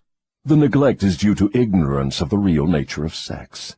It is just as necessary in maintaining health for one to understand and properly use the emotion of sex as it is to keep the body's sewer system clean. Both subjects should be taught in all public schools and all homes where there are children. Wouldn't the majority of parents need instruction on the proper function and use of sex before they could intelligently teach their children? Yes, and so would the public school teachers. What relative position of importance would you give to the need for accurate knowledge on the subject of sex? It is next to the top of the list. There is but one thing of greater importance to human beings. That is accurate thought. Do I understand you to say that knowledge of the true functions of sex and ability to think accurately are the two things of greatest importance to mankind? That is what I intend you to understand. Accurate thinking comes first because it is the solution to all man's problems, the answer to all his prayers, the source of opulence and all material possessions. Accurate thinking is aided by properly controlled and directed sex emotion, because sex emotion is the same energy as that with which one thinks. It begins with those who desire self-determination sufficiently to be willing to pay its price. No one can be entirely free, spiritually, mentally, physically, and economically, without learning the art of accurate thinking. No one can learn to think accurately without including, as a part of the needed knowledge, information on the control of sex emotion through transmutation. It will be a great surprise to many people to learn there is so close a relationship between thinking and sex emotion. Tell us now about the third appetite, and let's see what it has to do with self-discipline. The habit of expressing loosely organized opinions is one of the most destructive of habits. Its destructiveness consists in its tendency to influence people to guess instead of searching for the facts when they form opinions, create ideas, or organize plans. The habit develops a grasshopper mind, one that jumps from one thing to another but never completes anything. And, of course, carelessness in the expression of opinions leads to the habit of drifting. From there it is only a step or two until one is bound by the law of hypnotic rhythm, which automatically prohibits accurate thinking. What other disadvantages are there in free expression of opinions? The person who talks too much informs the world of his aims and plans and gives to others the opportunity to profit by his ideas. Wise men keep their plans to themselves and refrain from expressing uninvited opinions. This prevents others from appropriating their ideas and makes it difficult for others to interfere with their plans. Why do so many people indulge in the habit of expressing uninvited opinions? The habit is one way of expressing egotism and vanity. The desire for self-expression is inborn in people. The motive back of the habit is to attract the attention of others and to impress them favorably. Actually, it has just the opposite effect. When the self-invited speaker attracts attention, it usually is unfavorable. Yes. What other disadvantages has the habit? The person who insists on talking seldom has an opportunity to learn by listening to others. But isn't it true that a magnetic speaker often puts himself in the way of opportunity to benefit himself by attracting the attention of others through his powers of oratory? Yes, a magnetic orator does have an asset of tremendous value in his ability to impress people by his speech. But he cannot make the best use of this asset if he forces his speech on others without their invitation. No single quality adds more to one's personality than the ability to speak with emotional feeling, force, and conviction. But the speaker must not impose his speech upon others without being invited to do so. There is an old saying that nothing is worth more than its actual cost. This applies as well to the free, uninvited expression of opinions as to material things. What about people who volunteer their opinions by expressing them in writing? Do they also suffer by lack of self-discipline? One of the worst pests on earth is the person who writes uninvited letters to people of prominence. Men in public office, moving picture stars, men who have succeeded in business or written a best-selling book. And people whose names appear often in the newspapers are continuously besieged by people who write letters expressing their opinion on all subjects. But the writing of uninvited letters is a harmless way of finding pleasure through self-expression, is it not? What damage does one do by the habit? Habits are contagious. Every habit attracts a flock of its relatives. The habit of doing anything that is useless leads to the formation of other habits that are useless, especially the habit of drifting. But that is not all the dangers associated with the habit of indulging in uninvited expression of opinions. The habit creates enemies and places in their hands dangerous weapons by which they may do great injury to the one who indulges in it. Thieves and confidence men and racketeers pay big prices for the names and addresses of the writers of uninvited letters. Knowing as they do, the writers of these letters become easy victims of all manner of schemes that result in the loss of their money. They refer to the writers of such letters as nuts. If you wish to know how foolish people are who write uninvited letters, read the nut column of any newspaper, the column in which the paper publishes the voluntary opinions of its readers, and you will see for yourself how the writers of such letters antagonize people and invite opposition from others. Now, I had no idea, Your Majesty, that people get into so much difficulty through uninvited expression of their opinions. But now that you have brought up the subject, I do remember writing the editor of a prominent magazine an uninvited letter of criticism, which cost me a fine position on his staff, at a fat salary. That is a perfect example. The proper place to begin self-discipline is right where you stand. The way to begin is by recognizing the truth, that there is nothing for good or evil throughout the myriads of universes except the power of natural law. There is no individual personality anywhere throughout the myriad of universes with the slightest power to influence a human being, save nature and human beings themselves. There is no human being now living, no human being has ever lived, and no human being ever will live with the right or the power to deprive another human being of the inborn privilege of free and independent thought. That privilege is the only one over which any human being can have absolute control. No adult human being ever loses the right to freedom of thought, but most humans lose the benefits of this privilege either by neglect or because it has been taken away from them by their parents or religious instructors before the age of understanding. These are self-evident truths, no less important because they are being called to your attention by the devil than they would be if brought to your attention by my opposition. But what are people going to lean upon in the hour of emergency, when they know not where nor to whom to appeal? Let them lean upon the only dependable power available to any human being. And what is that? Themselves. The power of their own thoughts. The only power they can control and may rely upon. The only power which cannot be perverted, colored, modified, or falsified by their dishonest fellow human beings. All you say seems logical, but why must I come to the devil to discover such profound truths? Let's get back to the 7 principles. You've already disclosed enough information to show clearly that the secret of how to break the power of hypnotic rhythm is wrapped in the 7 principles. You have shown, too, that the most important of these principles is self-discipline. Now, go ahead and describe the other 5 principles you have not yet mentioned and indicate what part they play in giving one self-discipline. First, let me summarize that part of my confession we have already covered. I have frankly told you that my 2 most effective devices for mastering human beings are the habit of drifting and the law of hypnotic rhythm.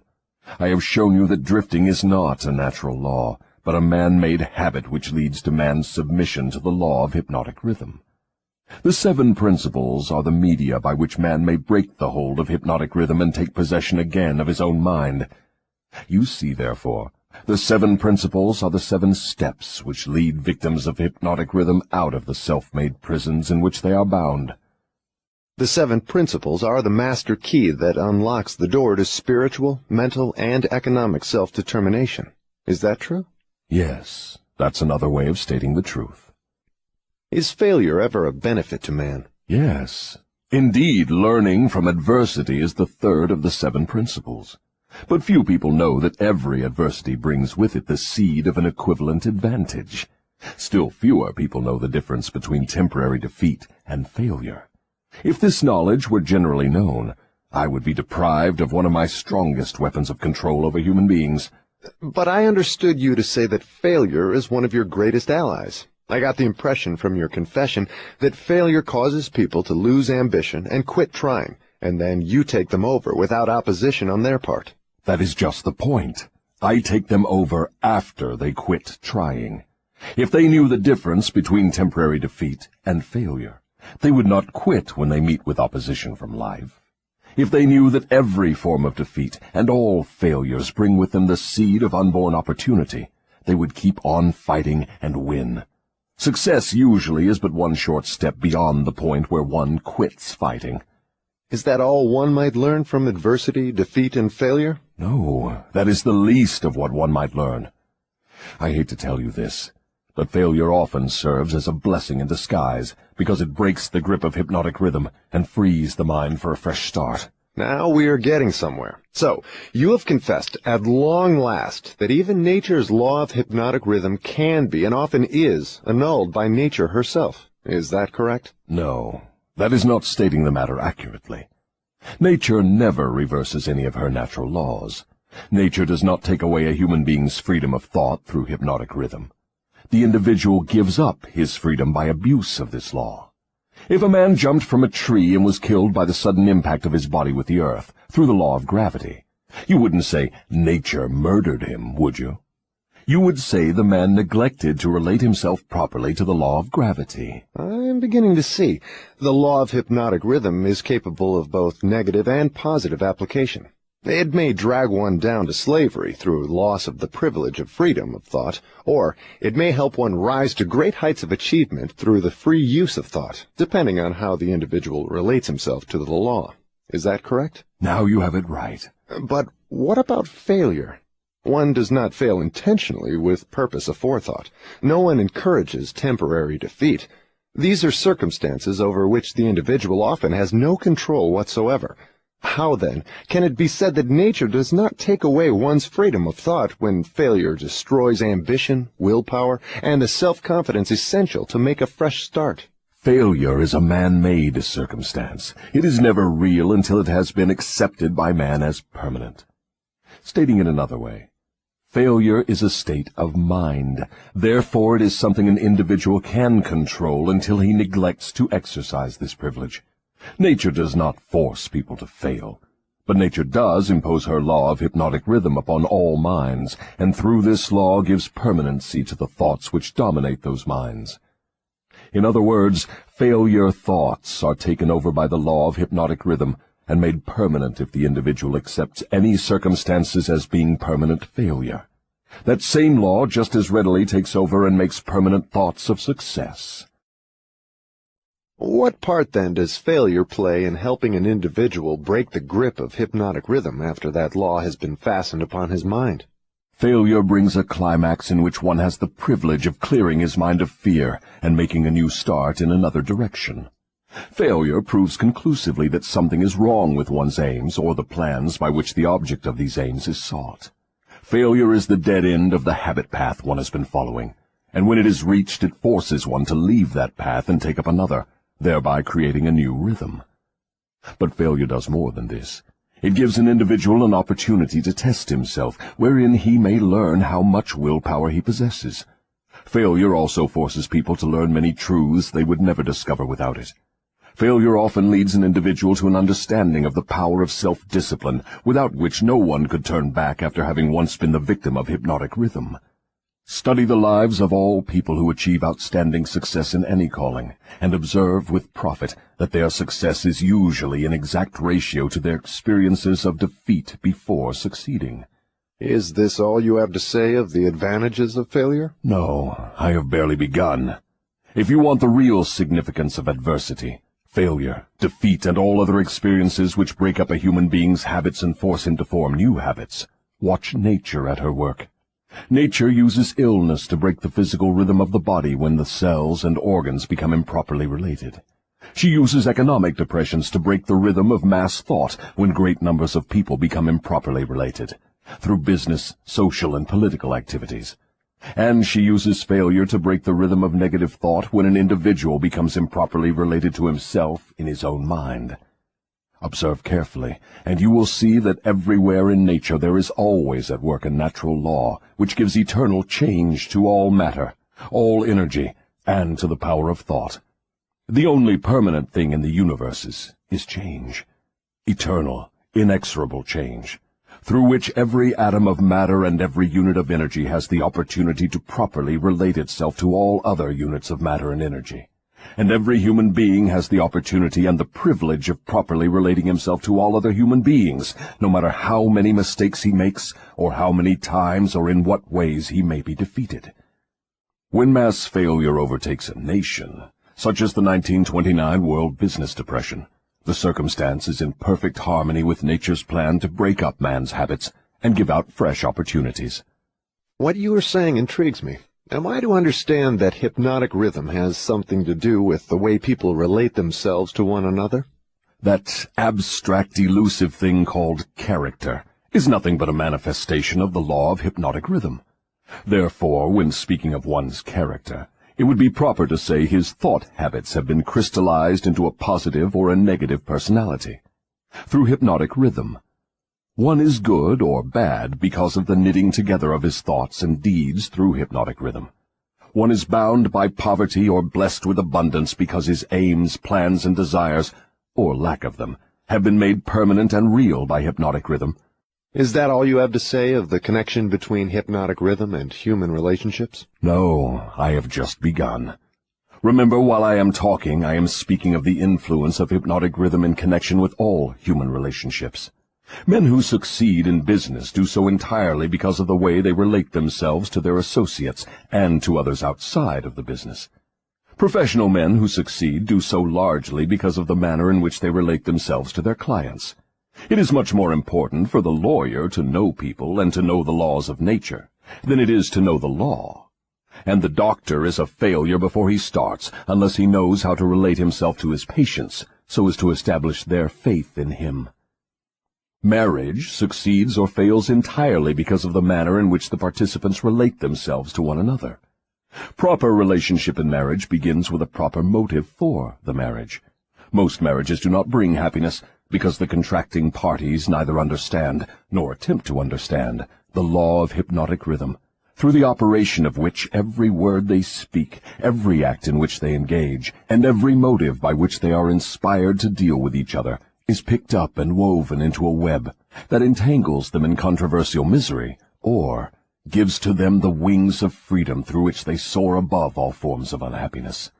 Every newly made acquaintanceship between people ripens into friendship and then into spiritual harmony, sometimes called love, or plants a germ of suspicion and doubt which evolves and grows into open rebellion, according to the way in which the participants in the acquaintanceship relate themselves to one another. Hypnotic rhythm picks up the dominating motives, aims, purposes, and feelings of the contacting minds, and weaves these into some degree of faith or fear, love or hatred. After the pattern has taken definite shape, as it does with time, it is forced upon the contacting minds and made a part thereof. In this silent way does nature make permanent the dominating factors of every human relationship. In every human relationship, the evil motives and the evil deeds of the contacting individuals are coordinated and consolidated into definite form and subtly woven into that all-important human trait known as character. In the same manner, the motives and the deeds of good are consolidated and forced upon the individual. You see, therefore, it is not only one's deeds, but also one's very thoughts which determine the nature of all human relationships. You are leading into pretty deep water. Let's keep it near the shore, where I can follow you without fear of getting beyond a safe depth. Go ahead and tell me how this subject of human relationships actually works in the current affairs of a problem-filled world such as we have today. That is a happy thought. But let me make sure you understand the principles I am telling about, before I try to show you how to apply them in the affairs of life. I wish to be sure you understand that the law of hypnotic rhythm is something that no one can control, influence, or evade. But everyone can relate himself to this law so as to benefit by its inexorable operation. Harmonious relationship with the law consists entirely of the individual changing his habits so they represent the circumstances and the things the individual wants and is willing to accept. No one can change the law of hypnotic rhythm any more than one can change the law of gravity, but everyone can change himself. Remember, therefore, in all the discussion of this subject, that all human relationships are made and maintained by the habits of the individuals related. The law of hypnotic rhythm plays only the part of solidifying the factors which constitute human relationships, but it does not create those factors. Before we go further with the discussion of human relationships, I want you to get a clear understanding of the subconscious mind. The term subconscious mind represents a hypothetical physical organ which has no actual existence. The mind of man consists of universal energy, some call it infinite intelligence, which the individual receives, appropriates, and organizes in definite thought forms through the network of intricate physical apparatus known as a brain. These thought forms are replicas of various stimuli which reach the brain through the 5 commonly known physical senses, and the 6th sense, which is not so well known. When any form of stimuli reaches the brain and takes the definite shape of thought, it is classified and stored away in a group of the brain cells known as the memory group. All thoughts of a similar nature are stored together, so that the bringing forth of one leads to easy contact with all its associates. The system is very similar to the modern office filing cabinet, and it is operated in a similar manner. The thought impressions with which one mixes the greatest amount of emotion or feeling are the dominating factors of the brain, because they are always near the surface, at the top of the filing system, so to speak, where they spring into action voluntarily the moment an individual neglects to exercise self-discipline. These emotion-laden thoughts are so powerful, they often cause an individual to rush into action and indulge in deeds which have not been submitted to or approved by his reasoning faculty. These emotional outbursts usually destroy harmony in all human relationships. The brain often brings together combinations of emotional feelings so powerful they completely set aside the control of the reasoning faculty. On all such occasions, human relationships are apt to be lacking in harmony. Through the operation of the 6th sense, the brain of a human being may contact the filing cabinet of other brains and inspect at will whatever thought impressions are on file there. The condition under which one person may contact and inspect the filing cabinet of another person's brain is generally known as harmony. But you may better understand what is meant if I say brains attuned to the same rate of thought vibrations can easily and quickly exercise the privilege of entering and inspecting each other's filing cabinets of thoughts. In addition to receiving organized thoughts from the filing cabinets of other brains through the sixth sense, one can, through this same physical organ, contact and receive information from the universal storehouse known as infinite intelligence. All information reaching one's brain through the sixth sense comes from sources not easily isolated or traced. Therefore, this sort of information is generally believed to come from one's subconscious mind. The sixth sense is the organ of the brain through which one receives all information, all knowledge, all thought impressions which do not come through one or more of the 5 physical senses. Now that you understand how the mind operates, you will more easily understand how and why people come to grief through improper human relationships. You will also understand how human relationship may be made to yield riches in their highest form, riches in material, mental, and spiritual estates. Moreover, you will understand there can never be happiness except through understanding and application of the right principles of human relationships. You will understand, too, that no individual is an entity unto himself, that completeness of mind can be attained only by harmony of purpose and deed between 2 or more minds.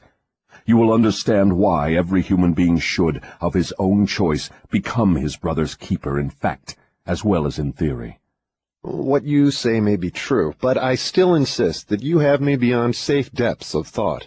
Let us get back nearer to the shore, where I can wade in familiar water. We shall go out into the deeper water after we learn to swim well. We started out to discuss the subject of how to profit by adversity, but it seems we have drifted somewhat afield from that subject. We have detoured, but we have not drifted. The devil never drifts. The detour was necessary in order that you might be prepared to understand the most important part of this entire interview. We are now ready to get back to the discussion of the subject of adversity.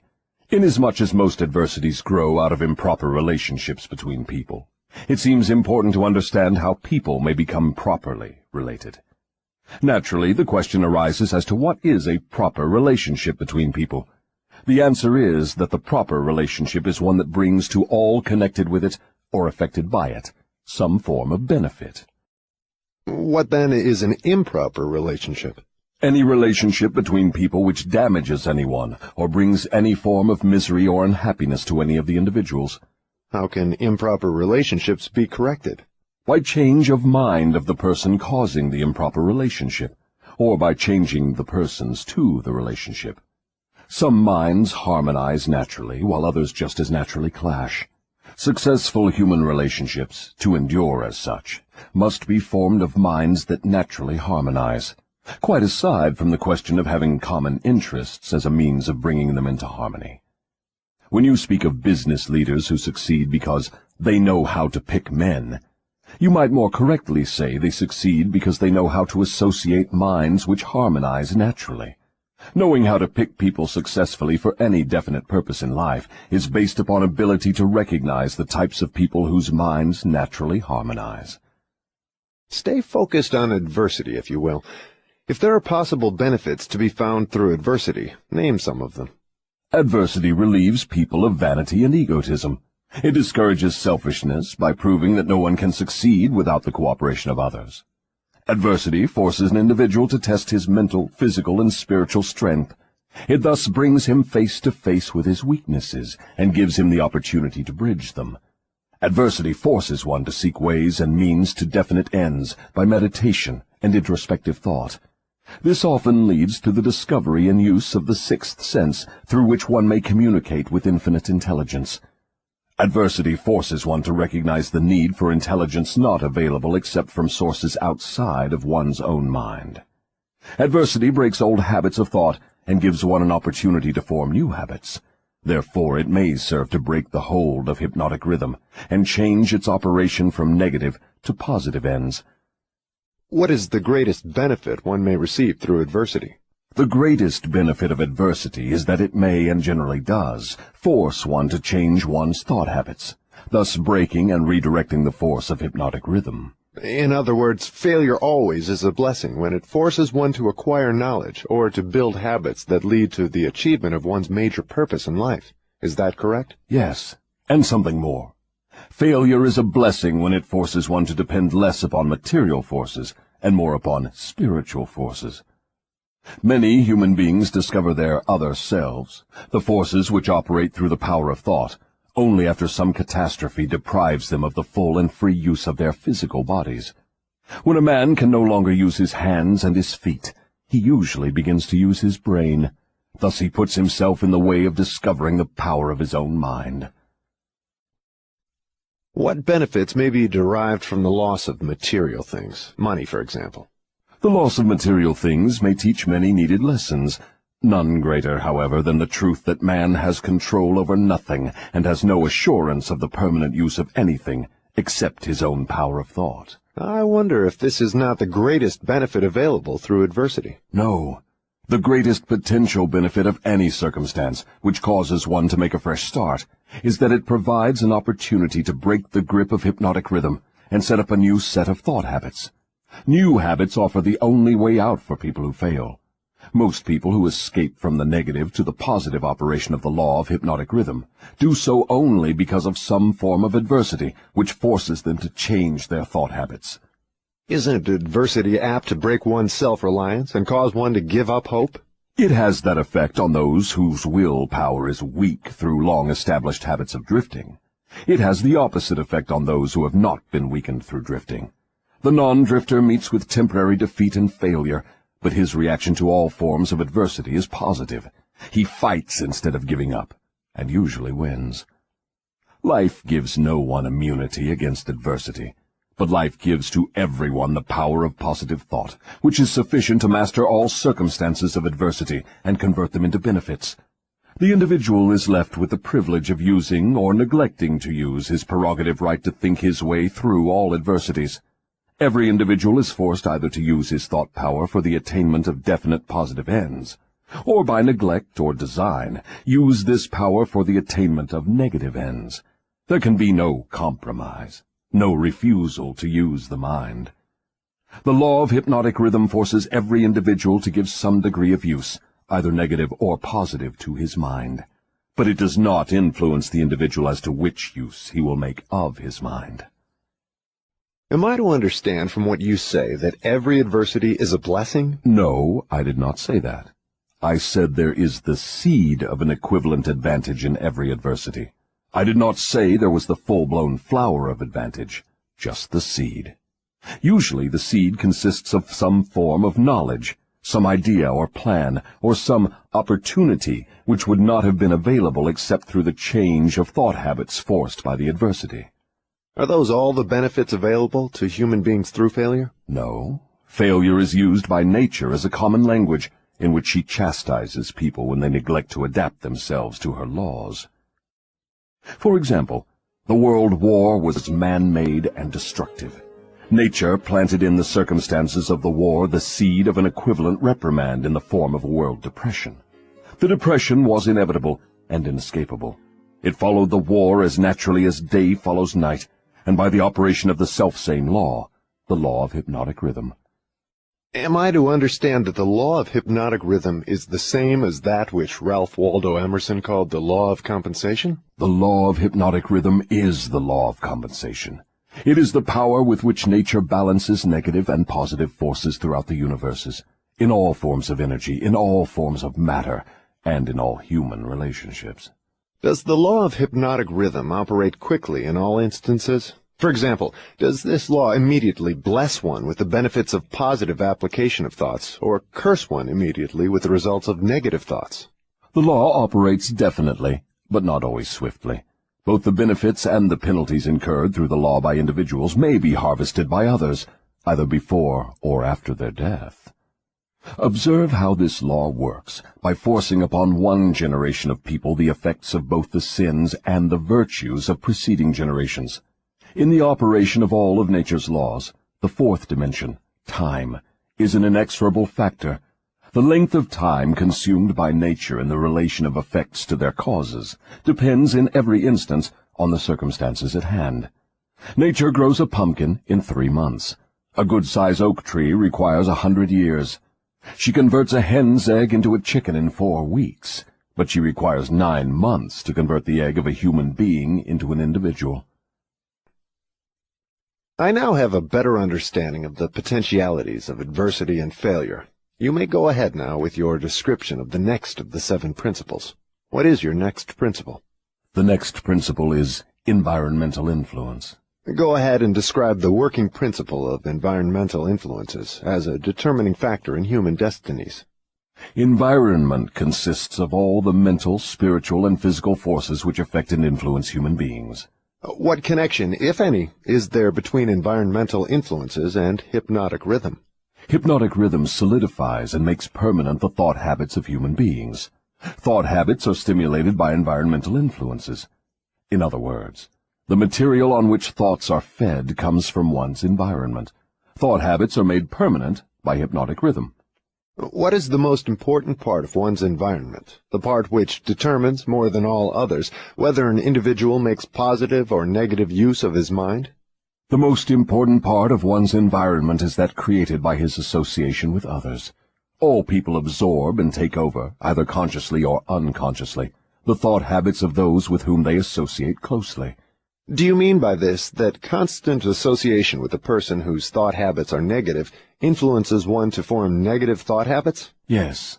The law of hypnotic rhythm forces every human being to form thought habits which harmonize with the dominating influences of his environment, particularly that part of his environment created by his association with other minds. Then it is important that one select one's close associates with great care. Yes. One's intimate associates should be chosen with as much care as one chooses the food with which he feeds his body, with the object always of associating with people whose dominating thoughts are positive, friendly, and harmonious. Which class of associates has the greatest influence upon one? One's partner in marriage and in the home, and one's associates in his occupation. After that come close friends and acquaintances. Casual acquaintances and strangers have but little influence on one. Why does one's partner in marriage have so great an influence upon one's mind? Because the relationship of marriage brings people under the influence of spiritual forces of such weight that they become dominating forces of the mind. How may environmental influences be used to break the grip of hypnotic rhythm? All influences which establish thought habits are given permanency through the law of hypnotic rhythm. One may change the influences of his environment, so that the dominating influences are either positive or negative, and the law of hypnotic rhythm will make them permanent, unless they are changed through one's habits of thought. Stating this truth in another way, one may submit himself to any environmental influence desired, whether positive or negative, and the law of hypnotic rhythm will make the influence permanent when it assumes the magnitude of thought habit. Is that the way the law works? That is correct.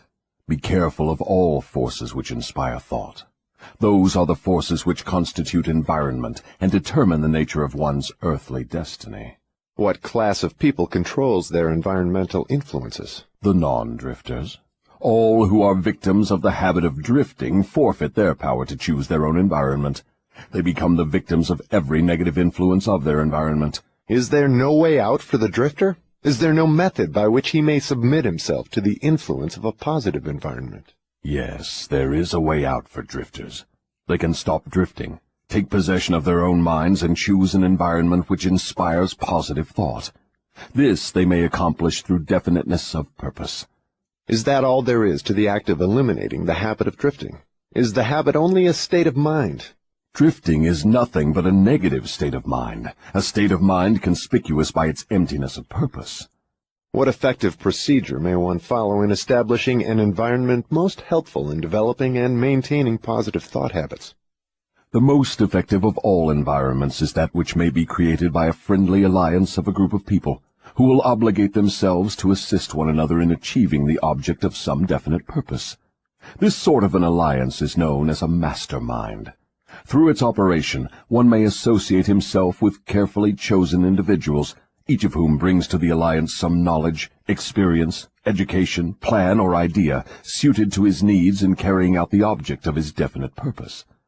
The most successful leaders in all walks of life avail themselves of this sort of made-to-order environmental influence. Outstanding achievement is impossible without the friendly cooperation of others. Stating the truth in another way, successful people must control their environment, thereby ensuring themselves against the influence of a negative environment.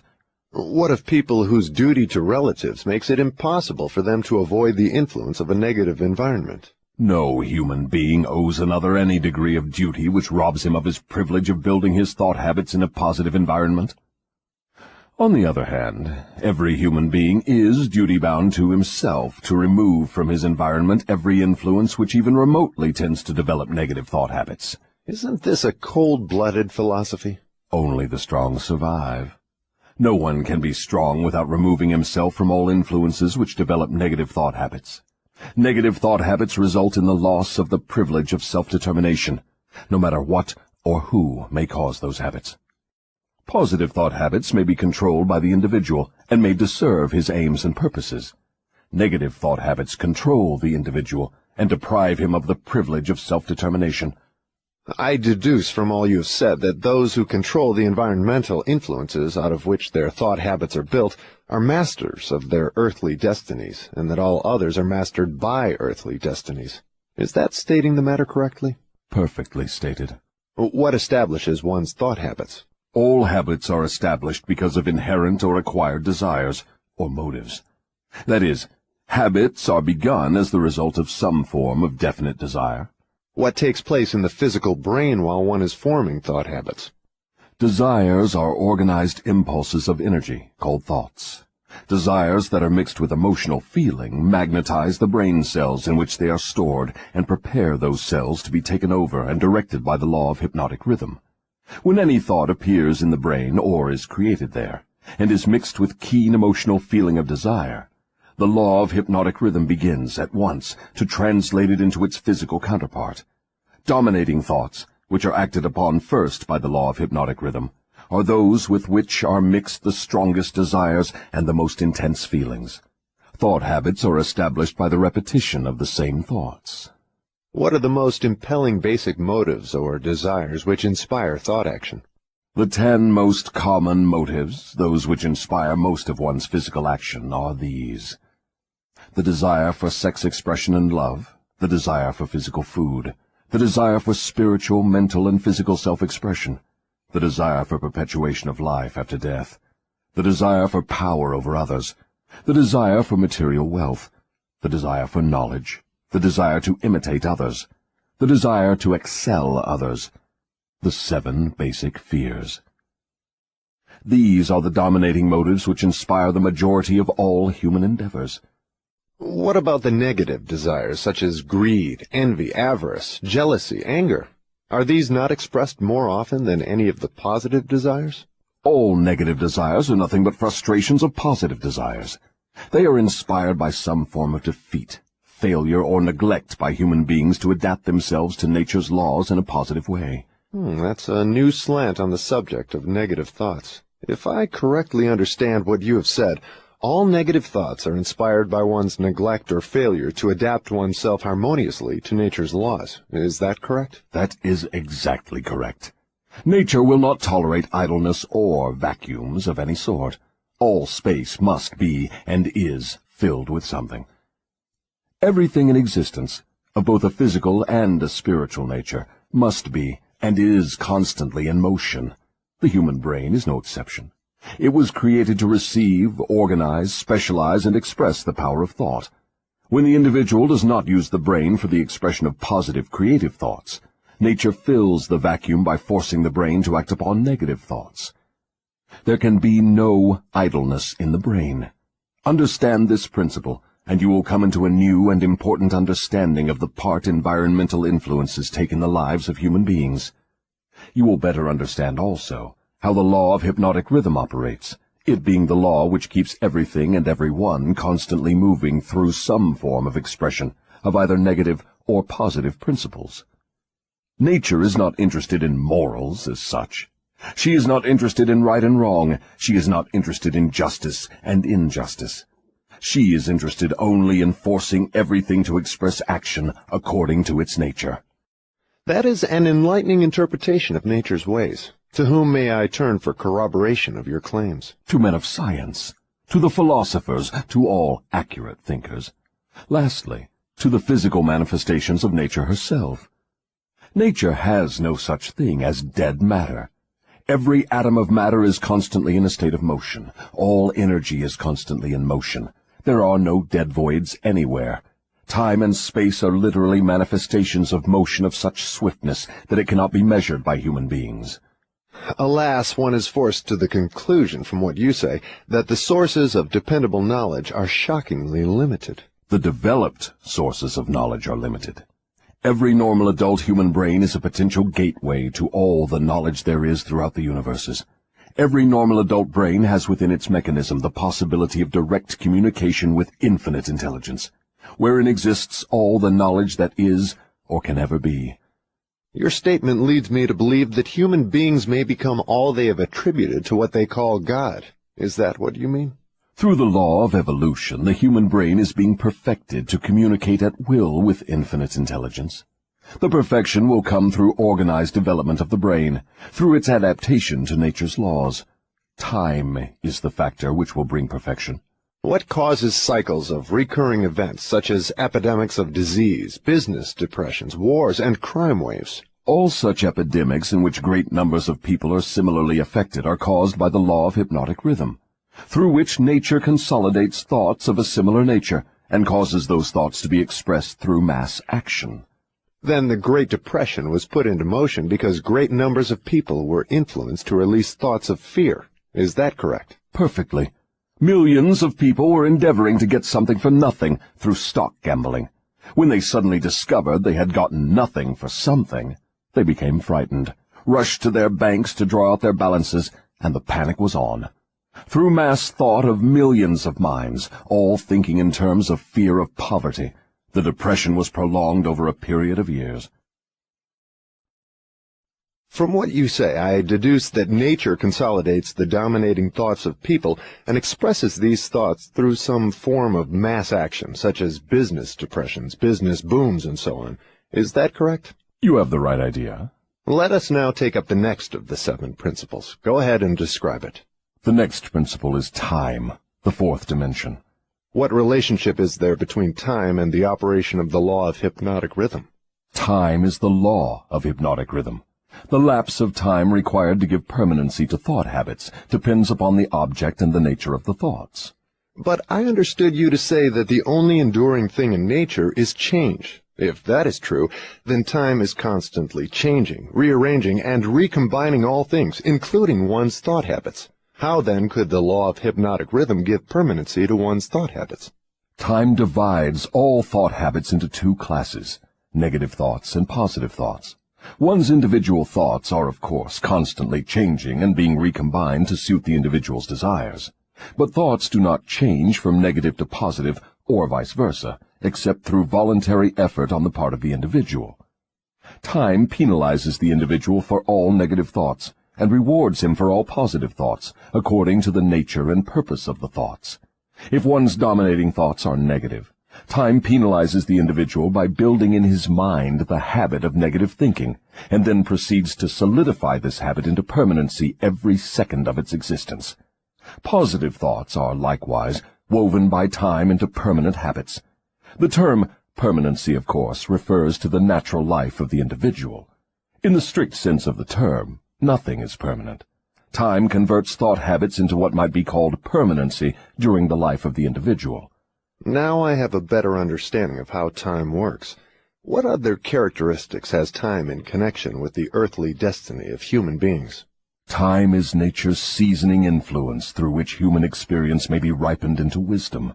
People are not born with wisdom, but they are born with the capacity to think, and they may, through the lapse of time, think their way into wisdom.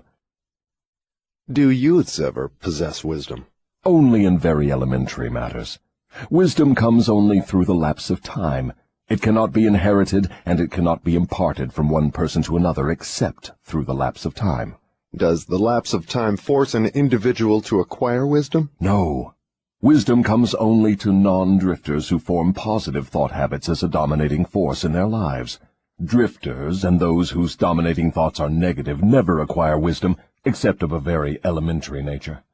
From what you say, I infer that time is the friend of the person who trains his mind to follow positive thought habits, and the enemy of the person who drifts into negative thought habits. Is that correct? That is precisely true. All people can be classified as drifters and non-drifters. Drifters are always at the mercy of the non-drifters, and time makes this relationship permanent. Do you mean that if I drift along through life without definite aim or purpose, the non-drifter may become my master, and time only serves to give the non-drifter a stronger and more permanent grip upon me? That is stating the truth exactly. What is wisdom? Wisdom is the ability to relate yourself to nature's laws so as to make them serve you, and the ability to relate yourself to other people so as to gain their harmonious, willing cooperation in helping you to make life yield whatever you demand of it. Then accumulated knowledge is not wisdom. Great heavens, no! If knowledge were wisdom, the achievements of science would not have been converted into implements of destruction. What is needed to convert knowledge into wisdom? Time, plus the desire for wisdom. Wisdom is never thrust upon one. It is acquired, if at all, by positive thinking, through voluntary effort. Is it safe for all people to have knowledge? It is never safe for anyone to have extensive knowledge without wisdom. What is the age at which most people who acquire wisdom begin to acquire it? The majority of people who acquire wisdom do so after they have passed the age of 40. Prior to that time, the majority of people are too busy gathering knowledge and organizing it into plans to spend any effort seeking wisdom. What circumstance of life is most apt to lead one to acquire wisdom? Adversity and failure. These are nature's universal languages through which she imparts wisdom to those who are ready to receive it. Do adversity and failure always bring wisdom? No, only to those who are ready for wisdom and have voluntarily sought it. What determines one's readiness to receive wisdom? Time and the nature of one's thought habits. Is newly acquired knowledge the same as time-tested knowledge? No. Knowledge tested through the lapse of time always is superior to that which has been newly acquired. Time gives to knowledge definiteness in both quality and quantity, and dependability. One can never be sure of knowledge that has not been tested. What is dependable knowledge? It is knowledge which harmonizes with natural law, which means that it is based upon positive thought. Does time modify and alter the values of knowledge? Yes, time modifies and alters all values.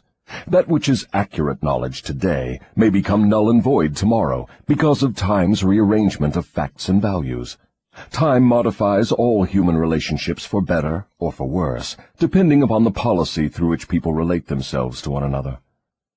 In the realm of thought there is a time when it is proper to sow the seeds of thought, and there is a proper time to reap the harvest of those thoughts, the same as there is a time to sow and a time to reap from the soil of the earth.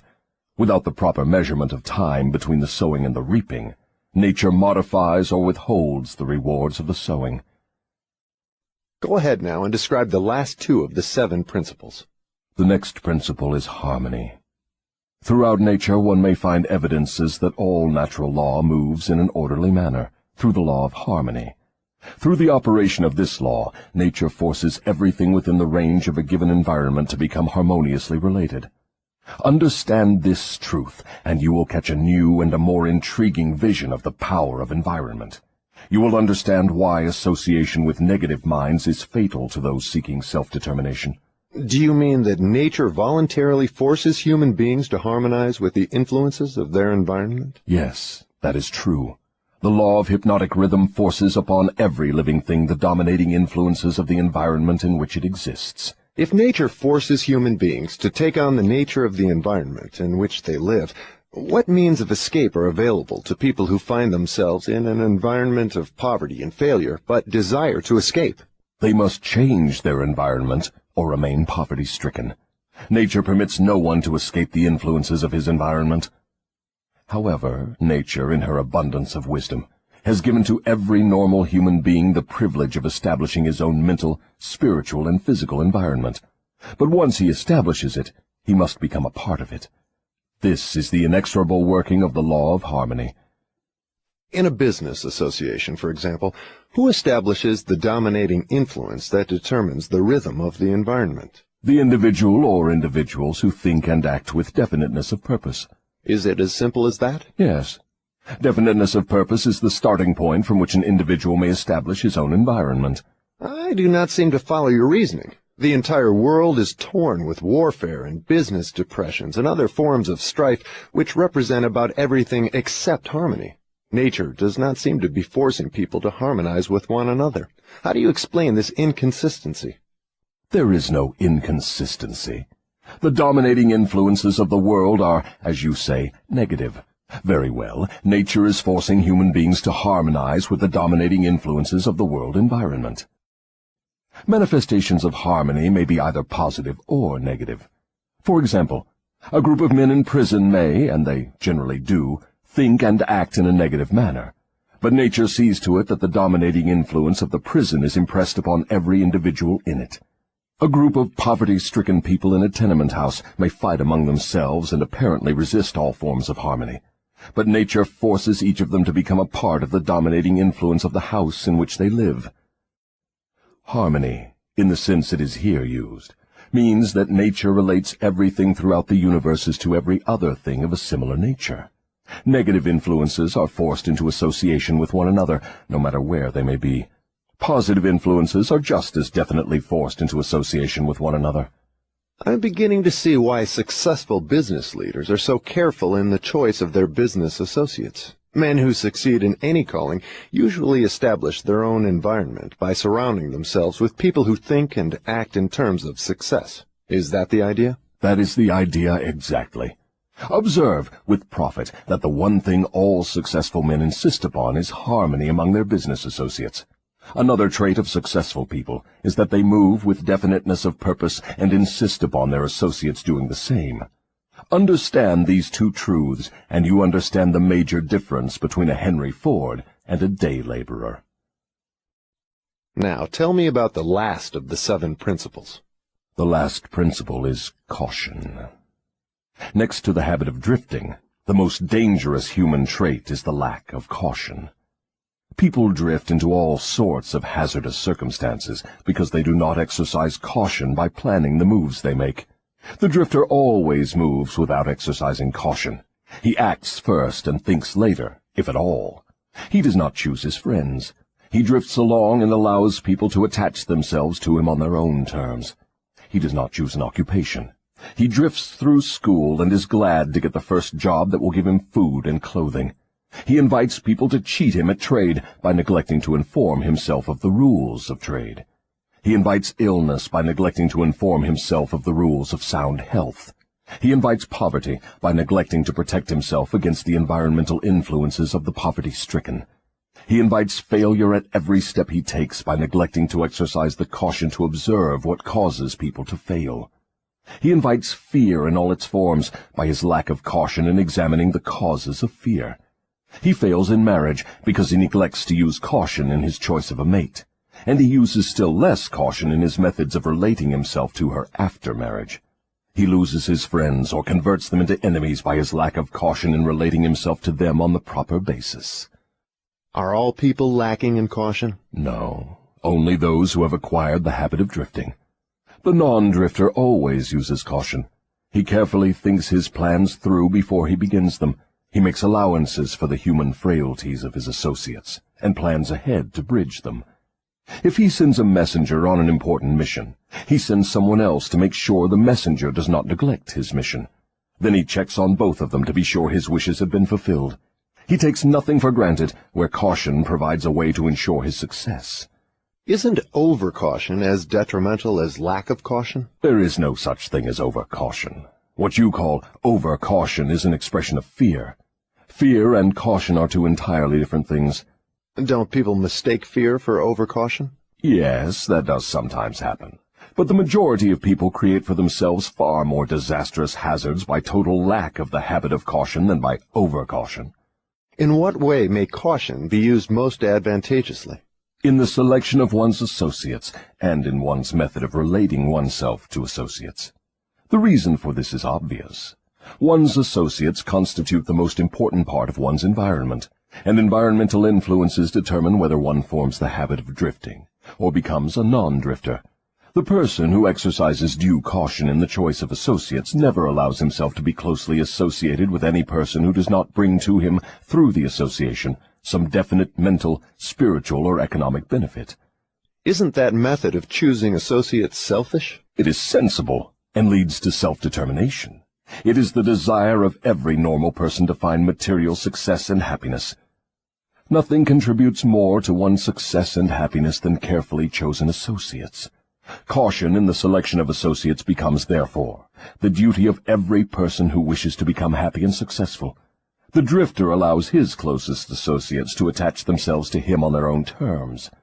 The non-drifter carefully selects his associates and allows no one to become closely associated with him unless that person contributes some form of helpful influence or bestows some definite benefit.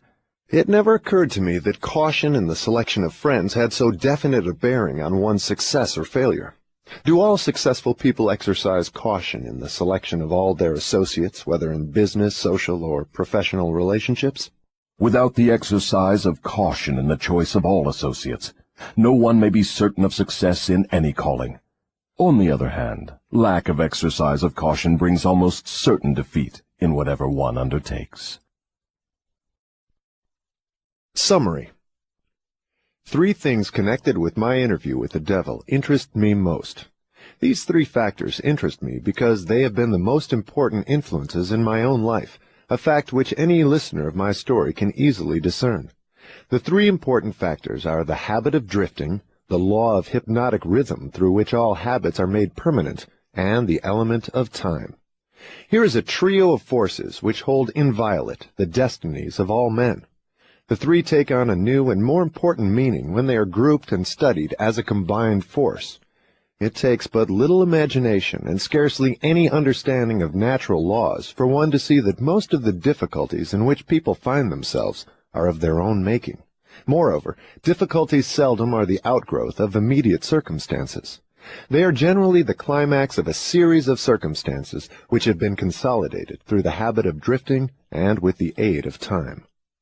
Samuel Insull did not lose his $4 billion industrial empire as the result of the Depression. He began losing it long before the Depression, when he became the victim of a group of women who flattered him into turning his talents from public utilities to grand opera. If ever a man in a high position in the financial world went down because of the power of drifting, hypnotic rhythm, and time, that man was Samuel Insull. I am writing from accurate knowledge of Mr. Insull and the cause of his troubles dating from the time that I served with him during the World War to the time of his ill-advised attempt to run away from himself. Henry Ford went through the same depression that swept Mr. Insull under, but Ford came out on top without a scratch. Do you want to know the reason? I'll tell you. Ford has the habit of not drifting on any subject. Time is Ford's friend, because he has formed the habit of using it in a positive, constructive manner, with the aid of thoughts of his own making, woven into plans of his own creation. Take any circumstance you wish, measure it with reference to its relationship to the habit of drifting, hypnotic rhythm, and time, and you may ascertain accurately the cause of all success and all failure. Franklin D. Roosevelt went into office with a bang during his first term. He had but one major purpose in mind, and that was very definite. It was to stop the stampede of fear and start people to thinking and talking in terms of business recovery instead of business depression. In carrying out that purpose, there was no drifting. The forces of the entire nation were consolidated and moved as one to help carry out the President's definite purpose. For the first time in the history of America, the newspapers of all political leanings, the churches of all denominations, the people of all races and colors, and the political organizations of all brands united themselves into one stupendous power for the sole purpose of helping the President restore faith and normal business relationships in the country.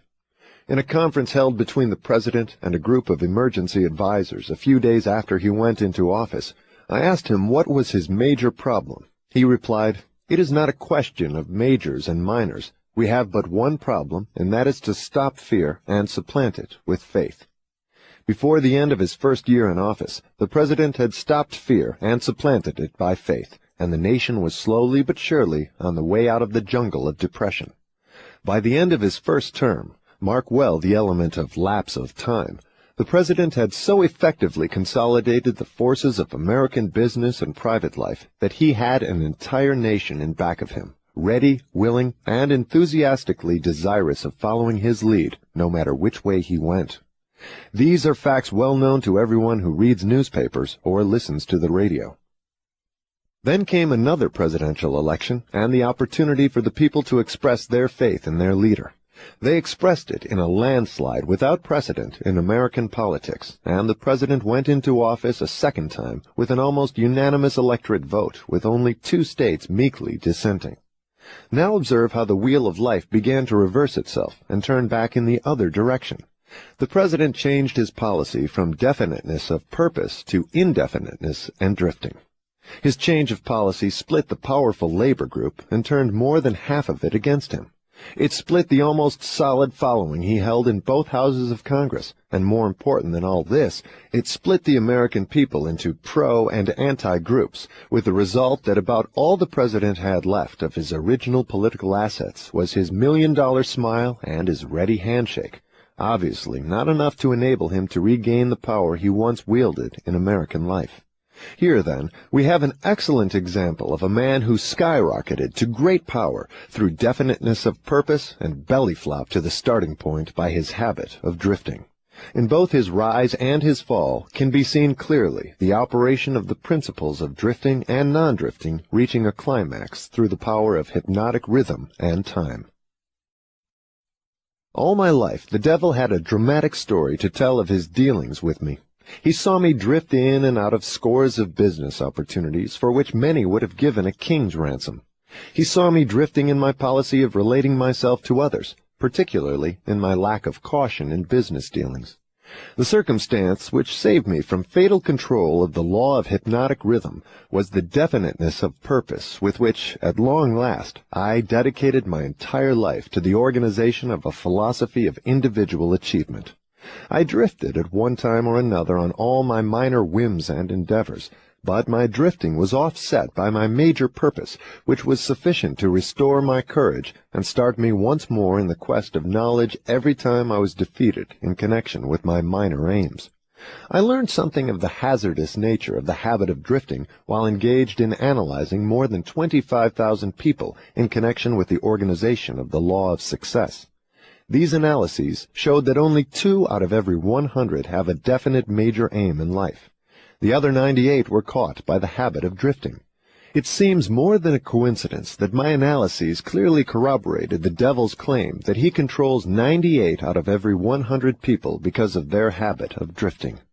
Looking back over my own career, I can see clearly that I could have avoided the majority of the temporary defeats with which I met if I had been definitely following a plan for the attainment of my major purpose in life.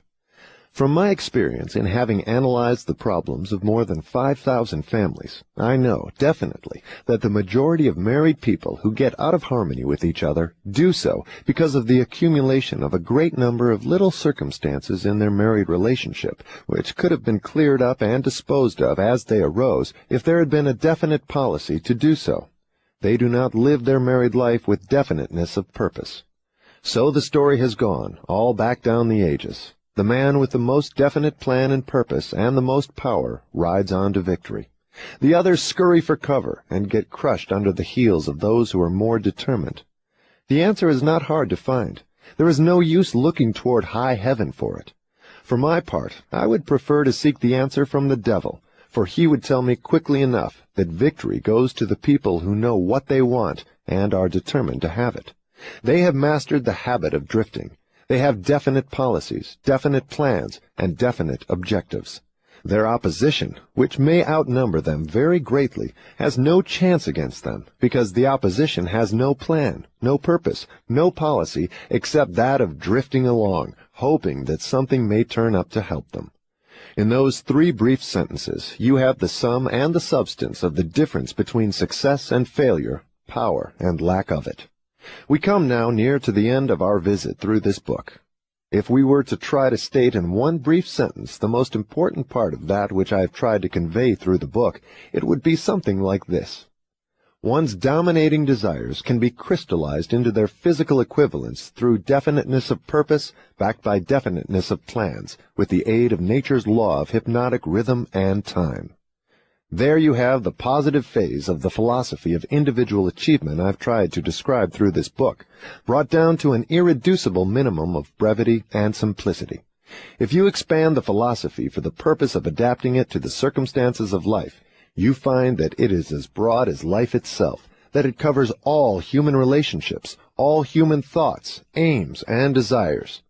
So here we are, at the end of the strangest of all the thousands of interviews I have had with the great and the near great, over a period of 50 years of labor in my search for the truths of life that lead to happiness and economic security. How strange indeed that after having had active cooperation from men such as Carnegie, Edison, and Ford, I should have been compelled, finally, to go to the devil for a working knowledge of the greatest of all the principles uncovered in my quest for truth. How strange that I was forced to experience poverty and failure and adversity in 100 forms before being given the privilege of understanding and using a law of nature which softens the thrust of these wicked weapons or wipes them out altogether. But the strangest of all this dramatic experience which life has provided me is the simplicity of the law through which, if I had understood it, I could have transmuted my desires into substantial form without having to undergo so many years of hardship and misery. I find now, at the end of my interview with the devil, that I had been carrying in my own pockets the matches with which the fires of adversity were being touched off. And I find, too, that the water with which those fires were finally extinguished was at my command in great abundance. I searched for the philosopher's lodestone with which failure may be converted into success, only to learn that both success and failure are the results of day-to-day evolutionary forces, through which dominating thoughts are pieced together bit by bit and woven into the things we want or the things we do not want, according to the nature of those thoughts. How unfortunate that I did not understand this truth from the time that I reached the age of reason, for if I had understood it then, I might have been able to go around some of the hurdles I've been forced to jump as I walked through the valley of the shadow of life. The story of my interview with the devil is now in your hands. The benefits you will receive from it will be in exact proportion to the thought it inspires in you. To benefit from listening to the interview, you need not agree with every portion of it. You have only to think and to reach your own conclusions concerning every part of it. How reasonable that is! You are the judge and the jury and the attorney for both the prosecution and the defense. If you do not win your case, the loss and the cause thereof will be yours.